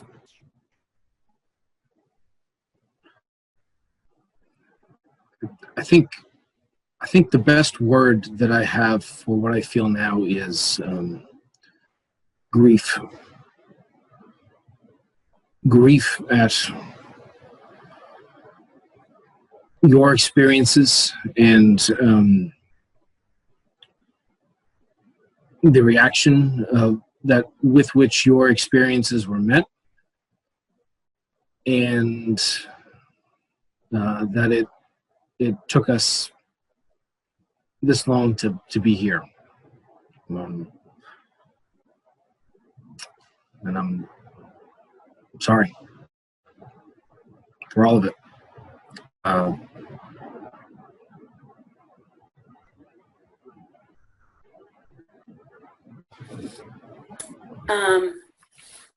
Okay. We do have to do a couple of other stuff on the agenda. I'm going to go back to Superintendent Gormley. Could you move to item B and give us a return to school update? The return to school update and the happenings will be in tomorrow's blog and in each superintendent's e-blast this week. Okay, great. I'm going to move to back under the chair's report. We do have, I think we all had it in our packets. I don't know where I put it with all my stuff here. Here we are. So the statewide organization for school committees, the Massachusetts Association of School Committees, is putting together a statewide resolution that they're asking each district, two statewide resolutions. They're asking each district to vote to support the resolution and also move the resolution out to our, I'm sorry, I just missed, for some reason I'm missing the second resolution. Just give me a minute here. Put it. Here it is. I apologize. So they're making two resolutions that they're asking again the school committees around the Commonwealth to vote and support. The first one is a COVID-19 state funding resolution, and the second is a statewide anti-racism resolution. So I'm just going to read. I'll read the intro and then both of the resolutions, and then I'm just going to ask for a joint move on a vote for them. So the Massachusetts Association Board of Directors has recommended that we support these two resolutions and for them to be forwarded, for them to then forward them to their statewide resolutions committee for consideration under the entire MASC, that's their acronym membership. The resolutions address the funding for expenses related to COVID-19, including supplies and equipment needed to help reopen safely, that originated with some of the CT Valley school committees, and also the response to the issues of racism, equity, and diversity that have, of course, moved to center stage in our country as a result of the past few weeks. These resolutions were developed by their vice president and their past president of the Massachusetts Association of School Committee members. So I'm going to read each one of them and then make a motion that we approve them. And once they're approved, I then will ask if Charlene can then send our resolutions and our approval of them to Governor Baker, Education Secretary Pizer, our state Senator Timilty, our reps Driscoll and Cullinane, Senate President Karen Spilka, and also House Speaker Robert DeLeo. So I'll do COVID first. Whereas if the schools are to reopen this fall in the midst of COVID-19 pandemic, it is the responsibility of each school district to do it safely and responsibly. And whereas it is the responsibility of the state to ensure that each school district is able to pay for the enormous additional staffing, transportation, and material expenses required to do this. And whereas the state cannot expect mandatory COVID-19 safety guidelines to be followed without also ensuring that each school district has the funds required to implement these guidelines. And therefore, let it be resolved that the state must guarantee each school district full reimbursement for whatever COVID-19 expenses are required to follow state mandates. We must ensure a statewide school reopening that is safe, responsible, and equitable. And then the second resolution states, whereas as schools have the responsibility to equip students with their civil rights of obtaining a free and appropriate public education, it is the responsibility of each school to ensure we create a welcoming community for all students. And whereas it is the responsibility that every district provide to all district staff, including school committee members, annual professional development on diversity, equity, and inclusion. And whereas every district will commit to recruiting and retaining a diverse and culturally responsive teaching workforce. And whereas every district will examine their policies for institutional and systematic racialized practices and implement change with sustainable policies that are evidence-based. And whereas every district will incorporate into their curriculum the history of racial oppression and works by Black authors and works from diverse perspective. And whereas we are a school district, we as a school district leaders can no longer remain silent to the issues of racism and hate that continue to plague our public and private institutions. Be it resolved that the Milton District and all the school districts in the Commonwealth must guarantee that racist practices are eradicated and diversity, equity, and inclusion is embedded and practiced for our students, families, faculties, and staff. We must ensure our own school culture and that every district in the Commonwealth is anti-racist, that acknowledges that all lives cannot matter until Black lives matter. So can I have a second to approve and adopt? Second by Dr. Donahue. I can see all of you, so all those in favor of the adoption of both resolutions, please raise your hand so I can see. Okay, it's unanimous. Great. So I think that we have Dr. Craighead was unable to be here tonight because she's on vacation, but there's a power outage where she's vacationing, so she has no intranet and couldn't get on.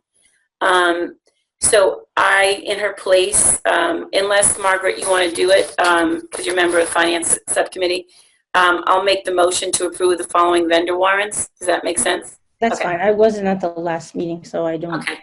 I don't know. Before I do it, Member White, are there any ones that you need to be? No, I'm all set for all of them. I can vote on okay. them. Yeah. All right. So I'm gonna do an all-encompassing motion to approve all of them. So I'm going to make a motion is made to approve the following vendor warrants. Warrant 50 payable June 11th in the amount of $142,172.50. Warrant 51 payable June 18th in the amount of $345,372.28.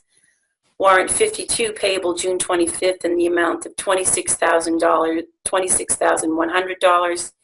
Warrant 53 payable June 2nd in the amount of $490,820.44. And warrant 54 payable July 9th in the amount of $193,616.53. Have a second? Second. Second with White. All those in favor, raise your hand. It's unanimous. Okay, I'm going to move to policy. So Dr. Donahue, I didn't know if you wanted to just quickly update and discuss the policies that we're working on. Yeah, so just briefly, we spoke about our educational equity policy that we're in the middle of crafting, and the steps that we're going to take to ensure that we have a robust policy that's actionable and meaningful. And that will involve a lot of, I think, community engagement in the development of the policy, which I hope will take the next few months. So my plan is to to put together an initial draft and submit it or circulate it to the community and to some various stakeholders in the community, receive some feedback, work on the policy, and then hopefully by September, we should have something that's appropriate, and we can bring it for the school committee. Similarly, with remote learning, that's obviously an important policy. We're working on crafting a policy that's both general and specific, and addresses a lot of the issues that we're in the middle of right now, as well as some of the other related issues and the sort of tangential policies that it touches on with internet usage and intellectual property and recording of our remote learning, etc. So that I also expect to have to take several weeks to craft a policy that's appropriate. So hopefully, again, by the fall, we'll have something that we can discuss as a school committee writ whole. There are a number of other smaller policy issues where, some minor additions and revisions to policies, unrelated policies to these, that you'll probably see in the next meeting or two trickle through. And then my last point is I think it's worthwhile as we sort of think about policy, not just thinking about policy for the schools, but policy for the town writ large, and if there are things that we should undertake, both in terms of our desire for an anti-racist town, but also sort of more mundane nuts and bolts in terms of other active issues in the town, be it commercial development or what have you. Whether it's worth us taking a position as a school committee, then that's something that we should talk about as well. So at a future meeting, I'll try and put together some thoughts on that for us to talk about. Okay, thank you very much, Dr. Donahue. Next, we have approval of minutes. There are 3 minutes to approve. They are the minutes of the May 27th, 2020 school committee, the June 3rd, 2020 school committee, and the June 10th, 2020 school committee. So I'm going to make a motion. I know that we had those in our packets and were sent out to read. I'm going to make a motion for approval of them. Do I have a second? Second. Does anyone have any changes or additions to them? Okay. So all those in favor, if you can raise your hand. Okay, unanimous. Okay, next is old business, which we don't have any. Next meeting agenda items. I think that, so our next meeting is it the 28th, I believe? And just double checking.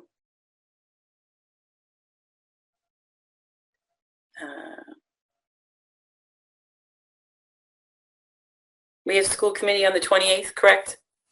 Yep. Okay. That's a Tuesday, so it must be the 29th. Jill, are you talking about July? Yeah. Okay, when is the special town meeting?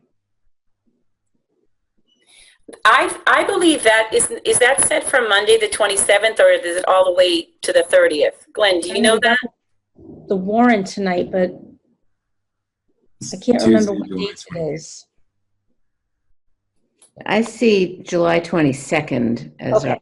I couldn't recall the dates. I knew it was 20-something. Sorry. well, the Town 20th. meeting is July 28th. That's 28th. Okay. Right. It's a Tuesday. So Can you I tell you think think of a meeting? 22nd.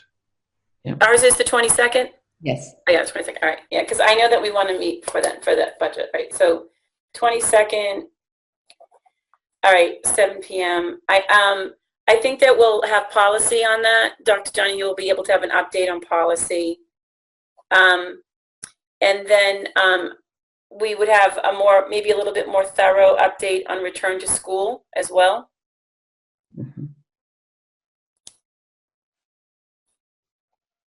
Yes. Yeah, we'll have finance as well, as always. Is there any health and wellness, Betty, that are you guys meeting over the summer or not at all? No, okay. All right, so we'll put those three on the agenda, and anything else that comes, you can let us know and we can add for that meeting. There's a citizen speak portion, number 12. I don't know if there's anybody else left that might have anything else they want to say. We have it at the beginning, at the end of the meeting. There are no hands raised. Okay, just double checking. Okay, then I'm going to make a motion to conclude the meeting. Can I have a second? Second. Okay, all those in favor, they can raise their hand. Okay. Thank you. And thanks again for everybody who spoke again tonight and who turned in to listen. We strongly urge you, as many members said tonight, to please attend and to please speak. We'd like to hear from you, and it's meaningful and important work to come to Citizen Speak and share. Thank you all. Good night.